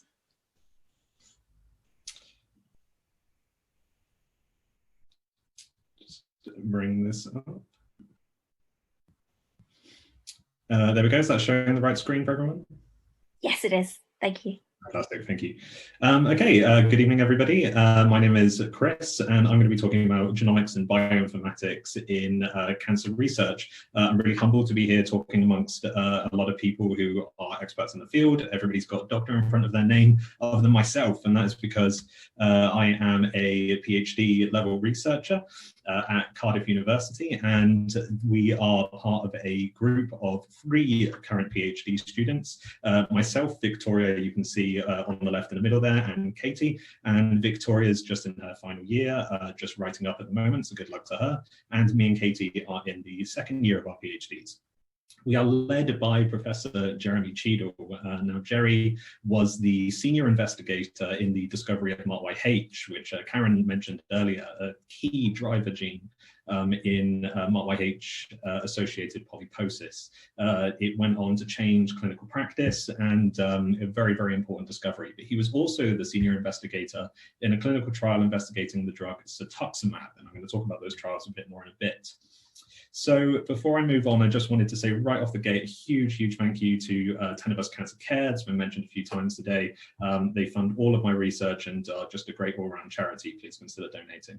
So we work on colorectal cancer, disease of the colon or rectum, 3rd most common cancer worldwide, and most common in the aging population, but can occur across the spectrum. And it's very, very prevalent, as you can see, but also a very, very poor prognosis for a lot of people who are diagnosed with colorectal cancer. They tend to be diagnosed at stages sort of 3 and 4 because a lot of the symptoms are very ambiguous, and people can sort of play them down, and so it doesn't get diagnosed for a long time. And you can see here, this graph at the bottom right, that we have The relative survival, this is after 5 years for the different stages. And stage 1 looks fantastic, nearly 100% survival rate, whereas stage 4, you're under 10% and you have a very poor prognosis. So it's super important that we research this cancer and we find ways of not only treating, but identifying the different forms of it, which I'm going to go on to in a little bit. Now, I mentioned genomics, and everybody's heard of genetics, but what is genomics? Well, it is the study of the whole genome of an organism. Here we have an ideogram of all of an individual's chromosomes, pairs 1 to 23, one from mum, one from dad in each pair. And we can take a look at the entire thing to take a look at associations with diseases or traits, rather than honing down on individual genes. So back in the day, the Human Genome Project mapped out the entire genome of an individual, all 3 billion base pairs. This took about 13 years and cost about $3 billion. This was a huge, huge undertaking, but thanks to the enormous leap forwards in technology and understanding during the time and afterwards, we can now do this for under $1,000. So the point I'm trying to get across is that we've got an enormous wealth of code and lots of individuals' genomes that we can take a look at and analyze. But for every person, we've got 3 billion base pairs, or maybe less, depending on how you look at it. And one thing I can tell you that we don't do when we're trying to find associations with disease is just bring it all up on a page and stare at it and go, oh yeah, that's the error right there. No, we use bioinformatics, and bioinformatics is using computers to analyze biological data. And DNA is nothing if not code, and there's nothing better than computers for analyzing code. So I myself have a background in biomedical science, and then I was a teacher for a while when I decided to move back into research. But I left the lab coat behind me. So I spend my days sat at this desk writing computer code and using statistics and maths and fancy big servers and stuff to analyze these genomes. And so this is the sort of one major increasing area of cancer research and biological research as a whole. So the data itself, now I mentioned these clinical trials that Jerry was working on, and these were called COIN and COIN-B, and they were for a drug known as cetuximab. So we had 2,671 patients. These were all very, very late stage 4 patients, and they were involved in this phase 3 clinical trial. And they were split into 5 different arms. Now we can see that arm 1 received either FOLFOX or Xelox, very common chemotherapy regimen, or they may have been given the drug as well, cetuximab, or they may have had intermittent chemotherapy, such as they had it for 12 weeks, they had gaps, see if the disease progressed, and then go onto it again, and then just various combinations of that. Now, the reason that we did the intermittent one was because chemotherapy by its very nature is supposed to be toxic, and it can be toxic to the entire body. We've all heard stories of how horrific the side effects of chemotherapy can be, and so we wanted to see if we can reduce a person's dosage of chemotherapy but still have the same dose. Now, unfortunately, if you take a look at the survival time of all of the individuals in the study, there was no significant difference. So this plot looks particularly scary, but it's not at all. We have all of our patients start at the top here, and we have the time that they were in the trials, so from day 0 to day 1600. Every time somebody experiences an event, i.e. they unfortunately passed away, it takes a step down. Now, each of these lines represent the different arms. So arm A would be just chemotherapy, and arm B would be chemo plus cetuximab. Now, if a particular group was to experience better survival than another, we would expect the ones who didn't have the drug to fall a lot more steeply than the ones who did, i.e. they were passing away in events much more often, but they didn't. There's no significant, statistically significant difference in the survival time of these individuals. So the trial was scrapped, and cetuximab actually, due to findings following the study, was later introduced for particular colorectal cancers, but I won't bore you with the details of that. But it means that we were left with an incredible amount of data. So we've got 2,671 individuals. We know exactly how long they survived and all of their clinical features. So we know everything there is to know about their tumors, so the primary tumor site, how many metastases they had, their white blood cell count, just everything about their immune system, as well as their mutations that are found in the cancers. And people before me have spoken extensively about these mutations. But I just wanted to remind people that we have two different types of mutations in these cancers that we can talk about. We have the somatic mutations, which are taken from the tumor itself. So as discussed at the beginning, it's mutations that occur within these individual cells that cause them to become cancerous and form a tumor. They're called somatic mutations. But we were also interested in germline mutations. So these are ones that have occurred in the individual from birth across their entire body, will be found in every single cell. Now, the ones that we were interested in are common mutations that occur. So we have information for over 2 million, following quality control, commonly mutated variants throughout the whole body. And these are called single nucleotide polymorphisms, or SNPs, as I'll call them from now on, because it's much easier. And these are just really common mutations that occur in at least 1% of the population. They cause all kinds of varying conditions and traits, and the point is that they're very common. And we plug these in and we use the computers and the statistics in what's known as a genome-wide association study. So it uses these genotyping data, these SNPs, to look for associations with a particular trait, whatever trait you want to choose. So it could be, in my case, survival time, or it could be how tall they are, or whether they've got the disease and don't, or whatever it is. And so what I did is I ran a GWAS for survival time. Now, another plot that all that's going on here is every single dot that you can see represents one SNP, and they're lined up from the beginning of your genome on chromosome 1 to all the SNPs on chromosome 2, 3, all the way up to 22. We don't worry about the sex chromosomes because that complicates things. And up here, we've got the negative log 10 of the p-value. Now, don't worry about that. All that means is the level of association that these SNPs and these mutations are showing with our trait of interest. So the higher up it is, the more correlated, the more associated it is with our trait. Now, nothing is quite reaching this magic red line, and that's the threshold for what we would call statistical significance, where we have found a true association and we need to dive in and find out what's going on there. But that doesn't mean it's the end of the road for this. So you can still dive in and look at stuff that reaches above the blue line, which is kind of maybe there's something going on there.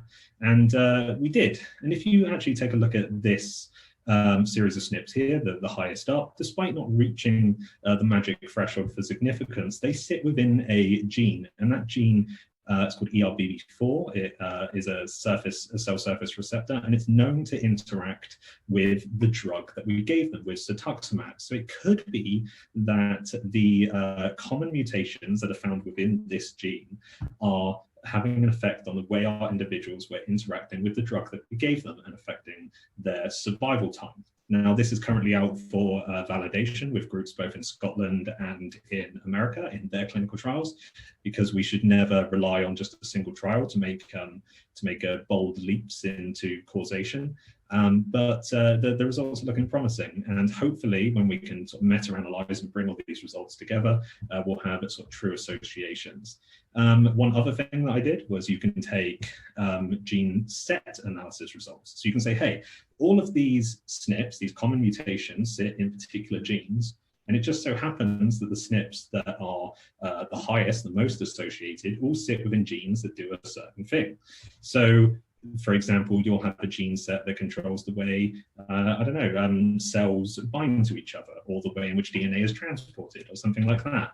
Now, two of these are screaming out, despite, once again, not reaching statistical significance, because the p-value would have to be less than 0.05, the most associated gene sets are cell death and programmed cell death, which apoptosis, which have been discussed previously today.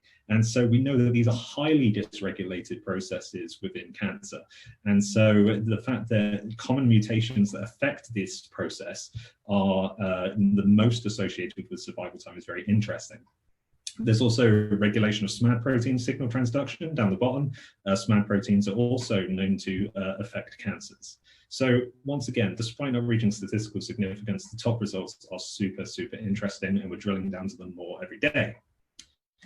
But what about the future? So I mentioned the fact that we had sort of 2,000-ish individuals, and that sounds like a lot of data. You know, we've got 2 million common variants for 2,000 people and all of their clinical data, but it's not necessarily enough. So one thing that is a big problem for us in genomics and bioinformatics is sample size. The more samples we can get, the easier it is to see these correlations and to point out genes and sets and SNPs that are all affecting whatever it is we're looking at in our cancers. And so one solution to this is the UK Biobanks. The UK Biobank was a prospective cohort, so a cohort that's examined over a very, very large period of time here in the UK. And we have an extensive amount of clinical health outcome, mental health data, as well as things like SNP data, so millions upon millions of these common mutations. We have exome data, we have whole genome sequencing. So it's a fantastic way for researchers to get their hands on patient data and examine what is going on in association between these health outcomes and their DNA. So you pay a small fee, as we have done, and we're going to see if we can replicate our findings in a much, much bigger sample. So if you do get the opportunity to donate your information to a source such as this, I can promise you it's highly anonymized, no worries whatsoever there, and it gives us researchers enough data so that we can really, really do our research and help people with cancer. But also, I've talked about colorectal cancer and I've talked about all of my patients just grouped together into one. And that's not necessarily the right thing to do, as we've seen that the colorectal cancers and cancers in general is just a collective name that we use for thousands of different diseases, due to the fact that there are so many different things that affect an individual's cancer. Mainly their somatic mutations, these vary wildly and cause very different traits and phenotypes for these. Whether they're germline mutations that we're looking at, their age, their gender, their clinical presentation, how many metastatic sites they have, whether the tumor was in the colon, rectum, sigmoid junction, or wherever it is. So what we're trying to do is we're trying to build personalized medicine, which I believe is the future, where every single person is receiving a treatment that is honed down to their individual cancer and their individual genetics that they possess. So what does that mean? Building blocks of personalized medicine. We're trying to find ways of treating patients more as individuals, rather than just saying you've got cancer, therefore this is what we do. We have all heard of patients who have been quoted, you've got a year, and they last 10 years, or maybe they last a few weeks, unfortunately. And we really, really need to solve this problem for a lot of different reasons.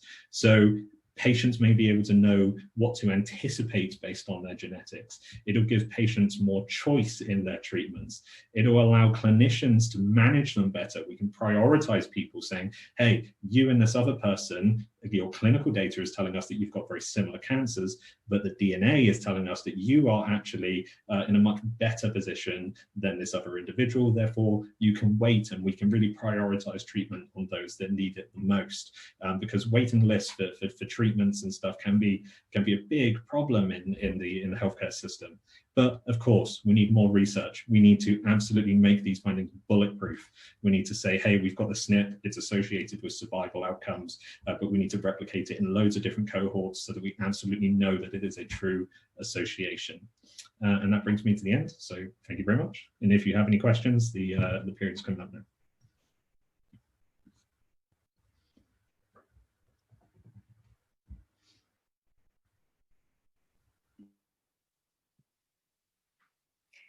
Thank you very much, Chris. So that was fantastic. So very, very interesting and different presentations there. So I think hopefully I'm going to hand over to Jason to coordinate some of our committee putting forward the questions that have been put in the question and answer panel. And please do encourage all attendees, if there's any questions that you've thought of as we're going along, please do put those in the Q&A. And after we've got through those that have already been input, we'll get to your questions. It's actually Almira who's doing that, Henrietta. Brilliant, thank you, Almira. No problem. So thank you again, everybody. It was great, really interesting, and it's obviously such a big healthcare but also social burden the disease, and it's great to see the work that you guys are doing, and it was interesting to learn more about it and the field. So the first question I actually already jumped the gun on with Karen, and she answered that one already. There's a second one from Laura on the general Q&A. Just firstly thanking everybody for the interesting talks. And she was wondering if there's any particular hallmark, perhaps one of the newly assigned ones, that you think may be under-researched. I'm not sure who would answer that one. It came in just after 8, so I presume it's you, Chris. So to be honest, I wouldn't know where to go with that question. I'm very much sort of new to the cancer world. I've previously studied the mechanisms that we use to study it, but not the cancer itself until sort of within the last year. So I don't know if somebody else has the information there.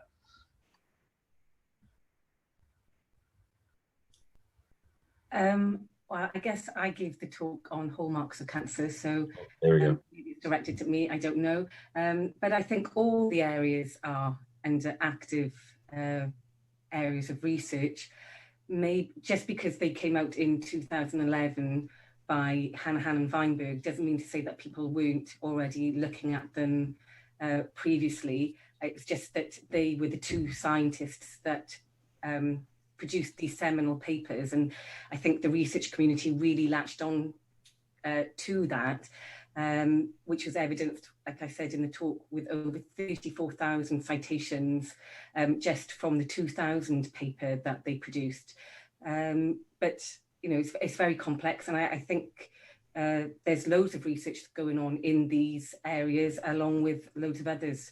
Cancer is such a changing and dynamic condition that, you know, and with our greater knowledge and advances in technology, more and more things are going to come to light throughout the course of cancer research. Perfect. Thank you very much, Claire.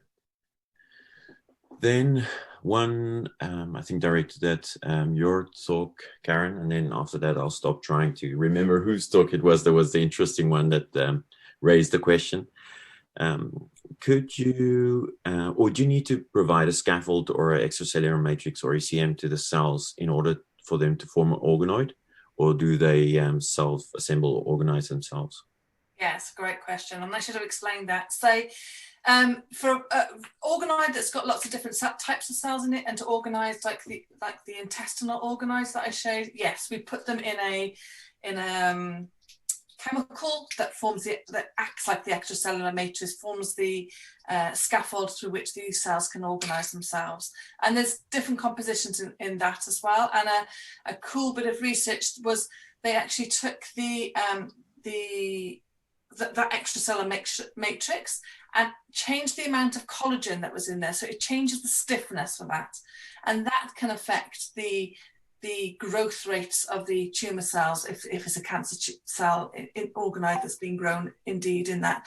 So that the properties of what you're growing your cells in does affect. There's a similar kind of thing that you can do, which is growing spheroids rather than organoids, and spheroids will grow in a suspension, so they don't need to be in a solid material to grow. They can just grow in a culture dish, but not attached to the dish itself. Excellent. Thank you, Karen. Then there's one: constitutional mismatch repair deficiency, CMMR-D, has been mapped to MLH1, MSH2, MSH6, or PMS2 genes. Monoallelic mutations of these genes are observed in the condition known as Lynch syndrome, or hereditary non-polyposis, colorectal cancer. What are the benefits of using organoids as opposed to traditional tissue culture to investigate these novel compounds, or to investigate novel compounds for treatment? Well done on getting those words out. They're not the easiest, are they? So I'm not sure I'm qualified to comment specifically on Lynch syndrome and the use of organoids in Lynch syndrome, but more generally, the advantage that organoids offer over traditional 2D cultures is their ability to have different cell types growing together, so that you have got more complex system growing, so that a drug may kill your epithelial cells very efficiently, but for example, the goblet cells might be spared, and then if it's just goblet cells that are left, they could form a pool of residuants for a cancer relapse or resistance to the drug. So I don't know specifically, but I think the more complex nature of organoids offer the ability to have a better means of drug screening and have more effective outcomes and likelihoods of taking those drugs forward than the traditional 2D cultures. I don't know if Catherine wants to comment on that as well, because you've used organoids in your research as well. Yeah, thanks, Karen. I totally agree with you. I think the advantage is that they're, as Karen said, they're 3D. So you're getting really information that's coming from every kind of aspect of what it would be like in the tissue. So it's really recapitulating the tissue as much as you can. And then obviously then you have organizing centers where different cells are doing different jobs. And that's really, again, recapitulating tissue function, which you don't get in a 2D culture dish. So yeah, very important. Brilliant. Can I add on to a different thought to that, just to expand a little bit? So Celeste, the company that we're working with to grow these organoids, one of their interested in areas is to move more into this precision medicine that somebody, I think it was Chris, mentioned. So in theory, you could, if we can speed it up and get it cheap enough, take a biopsy from a patient, grow their cells in culture, and treat with different drugs, and decide actually, doesn't matter where your cancer was growing or what it looks like genetically, we can show that drug A is very effective at killing that cancer. So you would be better being treated with drug A, or a combination of A and B, for example. So that is another area where organoids can help advance the precision medicine ambitions. Yeah, brilliant. I saw that maybe a year and a half, 2 years ago, as it really started, as you really started seeing a rise in organoid research, and the fact that, again, as Catherine also mentioned, in 2D and with single cell culture, not co-culture, or at least the other complementary cells that you find in those organoids, you're just not going to see the same response. And by doing so and researching on these organoids or treating these organoids, you can have more confidence in the treatment you give the patient, rather than going through the list from A to Z. Excellent. Catherine, I think the next one is for you. Does the extrusion of RAS cells promote metastasis? Yeah, it's a really good question. I like to think that it does, even though, as I kind of tried to persuade you in my talk, that epithelial tissues are kicking cells out as a tumor preventative strategy, and that's really where epithelial defense against cancer comes from. But we don't really understand what happens to the cells after they get kicked out. And I think it's really dependent on where they're getting kicked out. So if they get kicked out in a colon, as Karen described, the colon is arranged in these crypts, and if they get kicked out from the kind of luminal facing side of the crypt, they'll just go into the feces. They get excreted. So that's really elimination out of the tissue and out of the body. But if you're going to be pushed into the luminal side of a duct, for example, like the duct of your breast, the pancreas have ducts, the prostate have ducts, then you could argue that that's actually potentially dangerous, because you're pushing a cell that's got no growth control and no ability to die into an area where it now has freedom. So it's now also escaping the control that comes from the normal tissue. And so maybe that is a tumor promoting step. And that's something that we're trying to see in pancreas. What's really interesting in the pancreas field is that it's now starting to kind of a bit more accepted that metastasis probably happens really early in pancreatic cancer.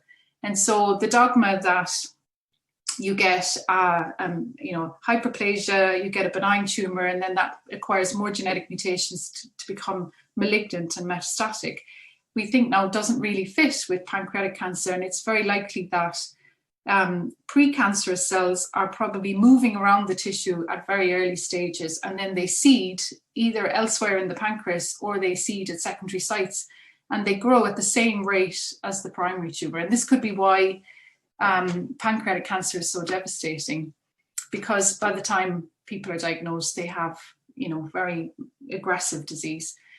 So it's not proven yet, but the genomic data that comes out of human tissue, so looking at the evolution of tissues at the genomic level, really does suggest that there are different clones of cells growing at the same time. And that's something that we're trying to hopefully shed light on. And it could be that a cell that's being extruded into the duct is possibly migrating around the pancreas through the ductal system and then seeding elsewhere. So it's not a definite answer, but it's quite intriguing that this could be a very big part to play in the disease. Indeed.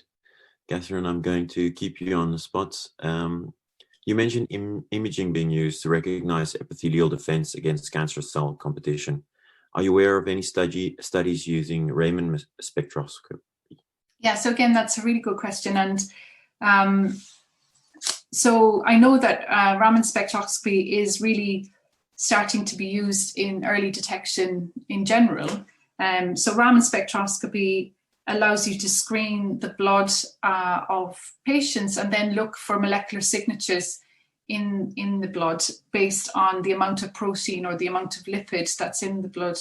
And we're actually hoping to work with a group at Swansea University. So Keris Jenkins and her colleagues have developed Raman spectroscopy to pick up signatures in colon cancer, and they're also hoping to see if they can apply these tools to pancreas. So that's a kind of a new exciting avenue that we're hoping to take forward, in the future. Brilliant. And then just a general one in terms of the comment that one of you mentioned about Tenovus not funding research anymore at the moment. Is that a temporary closing of funding due to the pandemic, or is it a total withdrawal from the scene at the moment? So yeah, as far as I know, it's a decision that Tenovus have just taken for the foreseeable future. So they, like many charities, have been hit really hard by the pandemic and have had to really revise their strategy and, you know, just consider what they can do given the current climate. And it's going to take charities like Tenovus probably a bit of time to recover from this. So yeah, they've just made the decision that rather than, you know, obviously the worst case scenario would be for them to commit to fund research and then not be able to see that through. So they want to definitely fund everything that they've already committed to, but not to start any new projects for the foreseeable future. And, you know, personally, I really hope that that's something that does change and that they can offer, you know, particularly PhD studentships, as Chris touched upon, but also other funding in the future. So I really do hope that changes. Thank you, Lisa. Chris, there's one here for you. When doing bioinformatics analysis such as GWAS, do you need to control for ethnicities? And if you do, how do you do this? Yeah, so it's a really interesting point. So one of the biggest problems with current methods within bioinformatics and genomics is that the associations that you find between certain SNPs and a particular trait only applies to the population for which you study it in. So, for example, in this trial, it was only people of European descent, and it's due to a phenomenon known as linkage disequilibrium that we can only apply these associations to people of European descent. Now, what this has done is it's led to an even greater gap in the treatments that we can apply to people of European descent, but people from around the world who are in maybe areas where cutting edge genetic research isn't necessarily happening.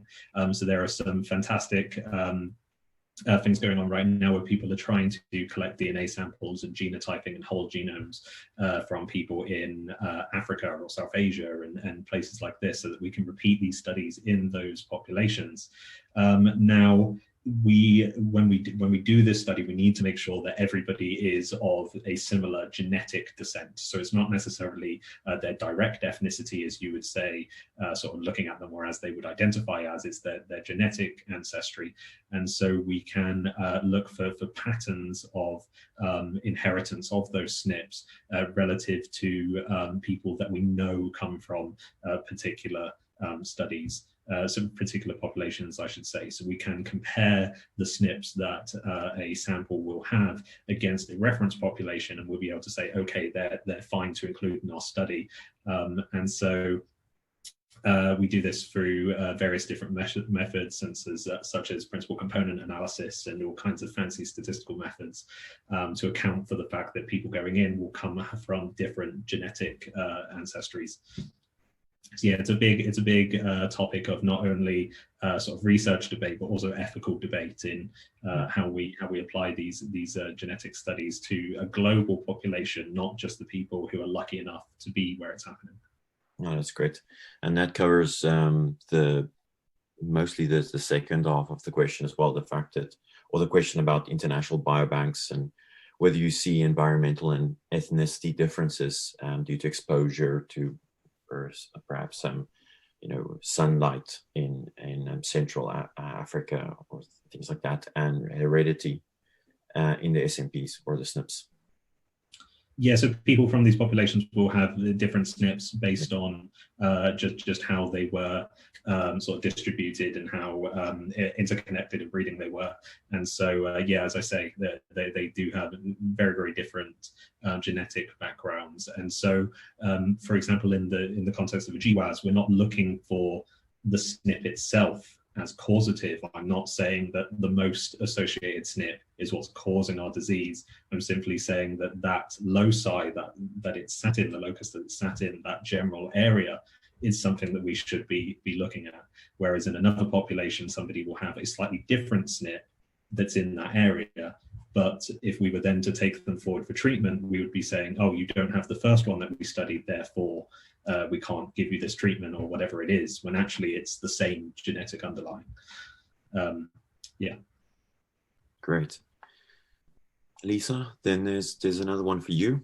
What can we, the royal we, as lay people, do to help the gap in funding that cancer research charities are experiencing, or that the gap that funding charities are experiencing? Yeah, wow, that's quite a big question.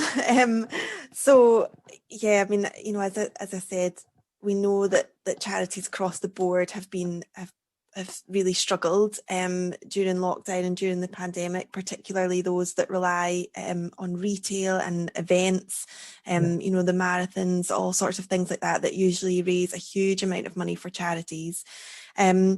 So yeah, I mean, I would encourage people, if they can, to take part in things virtually. There's a whole load of different things going on, a whole range of different events and different challenges that people can get involved in if they want to.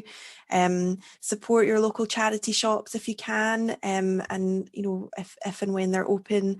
And yeah, just support on social media and just find out what they're doing and what kind of things. Most charities are trying to adapt extremely well and be very flexible and do different online events and take part in them, and make sure you kind of know what's going on. That's about as much as I could encourage people to do. It is a really challenging time, but hopefully things will improve and get better. And I think we're all fairly confident that as soon as it's safe to do so, that we will be out in force, taking part in all sorts of things together again. So hopefully that will make a huge difference in the future. Yeah, just fingers crossed. Yeah. So the next one then, just linked to the question about whether there's any area of cancer research currently understudied. Does the panel think enough is known about people's decision-making processes to present to GPs or not to present to GPs when things don't seem right? And how can we promote early diagnosis?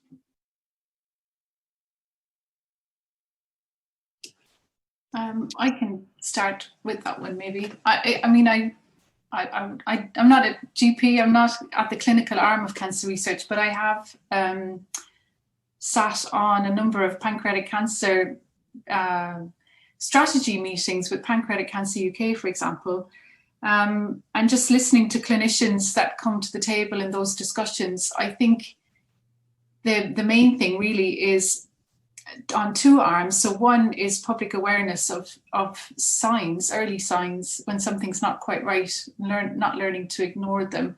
And I know that Pancreatic Cancer UK, for example, did a massive campaign about 5 years ago to really put out into the public forum the signs or the symptoms of pancreatic cancer, which had a massive impact actually on public awareness and just information and education, I suppose.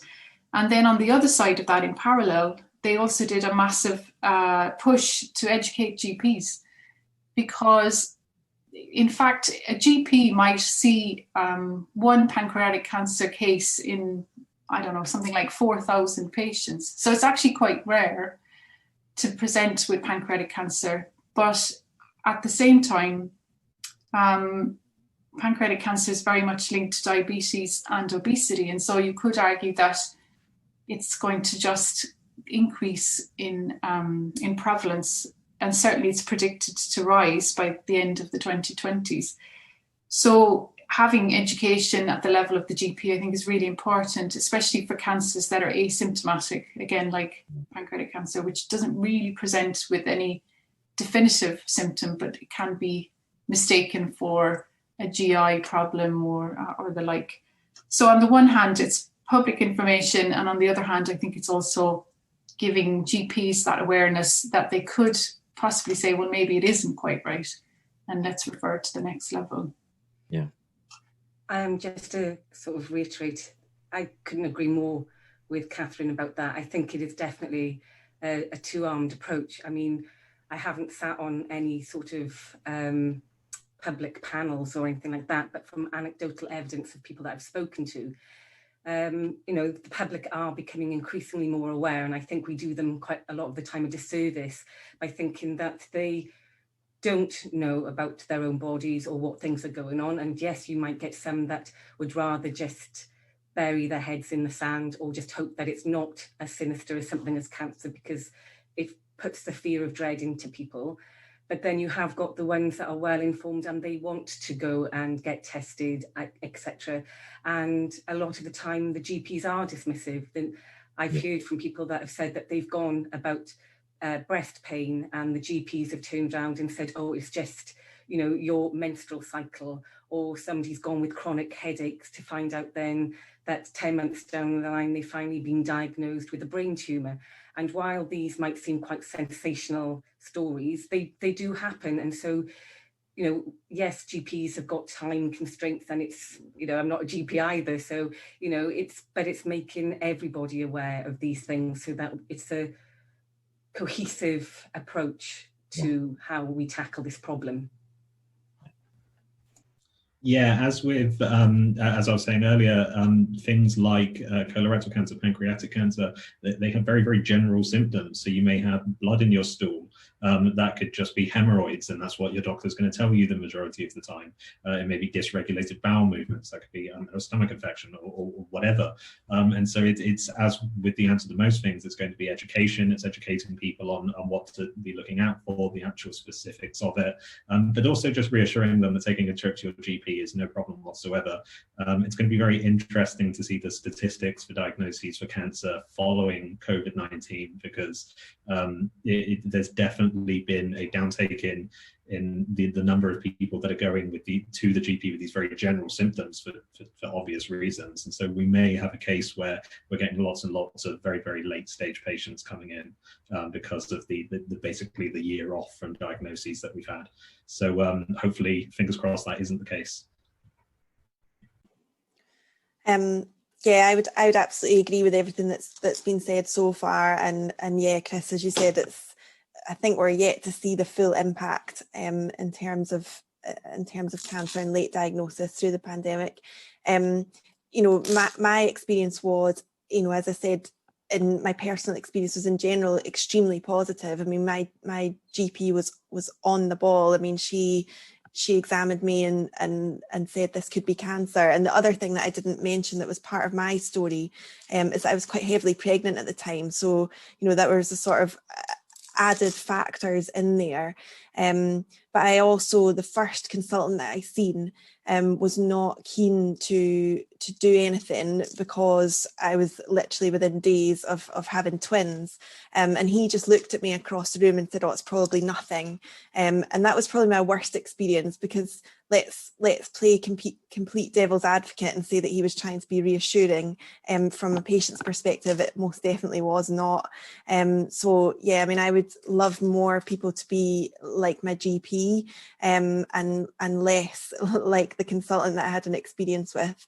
And just back to my kind of work and professional life, 10 of us have got a PhD student based up in North Wales who is looking into, you know, why people might delay in going to their GP with sort of worrying symptoms, and where else might they look for that information from, whether it might be, you know, family and friends, the internet, different things like that. Just kind of, if they're not going to their GP, are they seeking out, you know, any information elsewhere, and how can we better understand that and help people get to their GPs quickly? Thank you very much, everyone. Can I add something very quickly? And I was just going to say, I think, as Catherine and everybody's mentioned, education is key. And I think, as well as explaining what to look out for, getting the message out there, a cancer diagnosis doesn't equal a death sentence anymore. The advances in cancer treatments mean that the majority of patients will now survive. And I think that's beginning to filter through. It's fab to hear that there's somebody researching where people go if they don't go to the GP as well. I think there is research in this area then. Thank you, Karen. We've got a question, another question from Laura. I hope I haven't asked this one. It's for you, Christopher. Are there many oncogenes or tumor suppressors that are X chromosome linked that could be missed when the sex chromosomes are excluded from the GWAS studies? Yeah, good question. I believe that there are X-linked oncogenes. Don't quote me on that. I don't know too much about them. But in reference to a GWAS, the reason that we don't study the sex chromosomes is for two reasons. One, you don't have two copies of the same one. Your X and Y chromosomes are different. Also, in women, you get differential silencing of the X chromosome across cells. So they may have different expressed X chromosomes across all these different cells. Now, I believe I would be right in saying that the prevalence and the importance of these genes that we would find across the sex chromosomes isn't as high as, for example, I don't know, a RAS mutation or something that you would find on the other chromosomes. And so they do tend to get ignored in GWASs, but it doesn't mean that they're ignored across the research board. It just means that this very specific methodology that I use doesn't account for them. So it's also the case that sex-linked diseases are sometimes easier to detect in sort of family studies where you can see a very, very definite pattern across them. But once again, not a linkage geneticist at all. So I don't know if somebody else wants to help me out with this.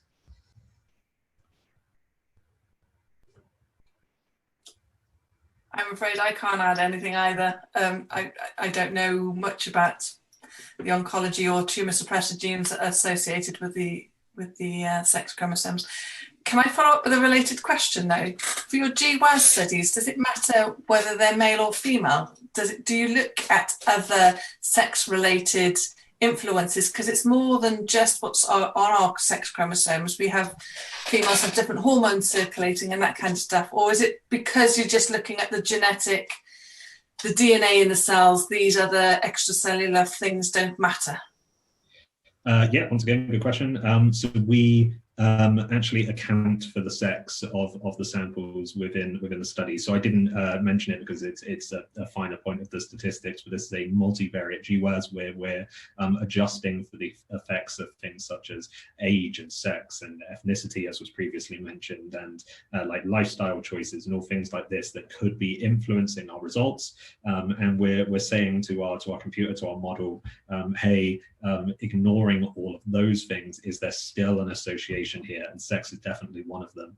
I also had a look at our data specifically and found that aside from the obvious things such as an ever such slight difference in survival time between the sexes, it really isn't having that much of an effect. So we wouldn't expect it to be having too much of an effect in their genome.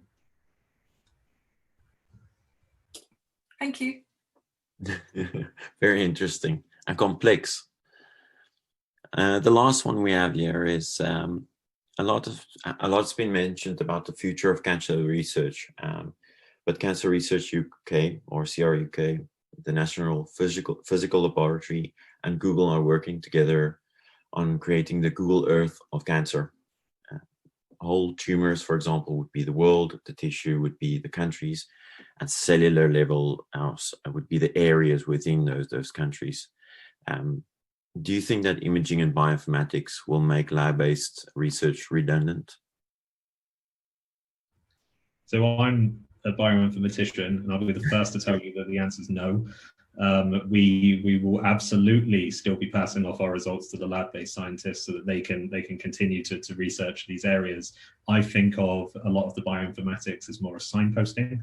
So I'm saying, hey, we found an area of the genome that's very interesting. Let's go do some much more specific studies in organoids or animal-based models, or just standard sort of cell biology lab practices to really drill down into it. Maybe in the future we get to the point where AI and stuff is taking over, and we can have a very virtualized vision of the human body. It would be the most complex computer piece of software ever made. But I don't know, maybe we'll reach that point and we can just say, hey, if we introduce this chemical into that system, what happens? But until that's the case, we're going to need to do it in person, from my perspective. No, I agree. I think the two go hand in hand, or they complement each other. And I think from knowing about either, like, the hallmarks or whatever, is that when you think you might have a particular avenue understood, the cancer cell manages to adapt, it manages to evolve to circumvent those particular avenues. So for example, in prostate cancer, and it's driven by testosterone, and so the approach is to withdraw testosterone, then the cancer cells adapt and become castration resistant, it's called. And then they can either become hyperresponsive to very low levels of testosterone that is secreted by the adrenal glands, or they can then start signaling for growth down an androgen independent pathway. So I think, yeah, I don't even know, sorry, Chris, whether we'd even get to the point where AI is, I think we still need that lab-based element. So because cancer can just seem to navigate and adapt and evolve and just utilize different pathways to just circumvent, what we throw at it. And it needs a joined up approach in order to tackle it from loads of different avenues. Excellent. Unless one of you had a question for someone else, like Karen has taken the opportunity to do so, we're all out of questions and we realize we've taken a lot of time, so I'll hand over back to Jason. To Henrietta, actually. There we go. Okay, that's great. So thank you. I'd like to thank everyone on the panel for your presentations, and also for such an insightful discussion afterwards, and for handling so many interesting questions. So thank you again to Claire Morgan, Lisa Whitaker, Karen Reid, Catherine Hogan, and Chris Wills. Your time and input is very much appreciated. Thank you also to Almiro and other members of the committee behind the scenes who have been handling the questions and putting those forward to the panel. Thanks also to everyone who's attended. I really hope that you've enjoyed the evening and that you'll look out for another Royal Society of Biology event in the future. You will receive by email a link to a questionnaire, so we do really welcome feedback about our events, so please do look out for that. And yeah, we really welcome any feedback. And as I mentioned at the start, if anyone's interested in joining the Royal Society of Biology as a student member or any of the other levels, please do get in touch with us through our branch website. So that's it for the evening. We will be closing this, the Zoom very shortly. And thank you very much to everyone who's attended, and particularly those of you who put questions in for discussion. Okay, so thank you very much, everyone, and have a good night.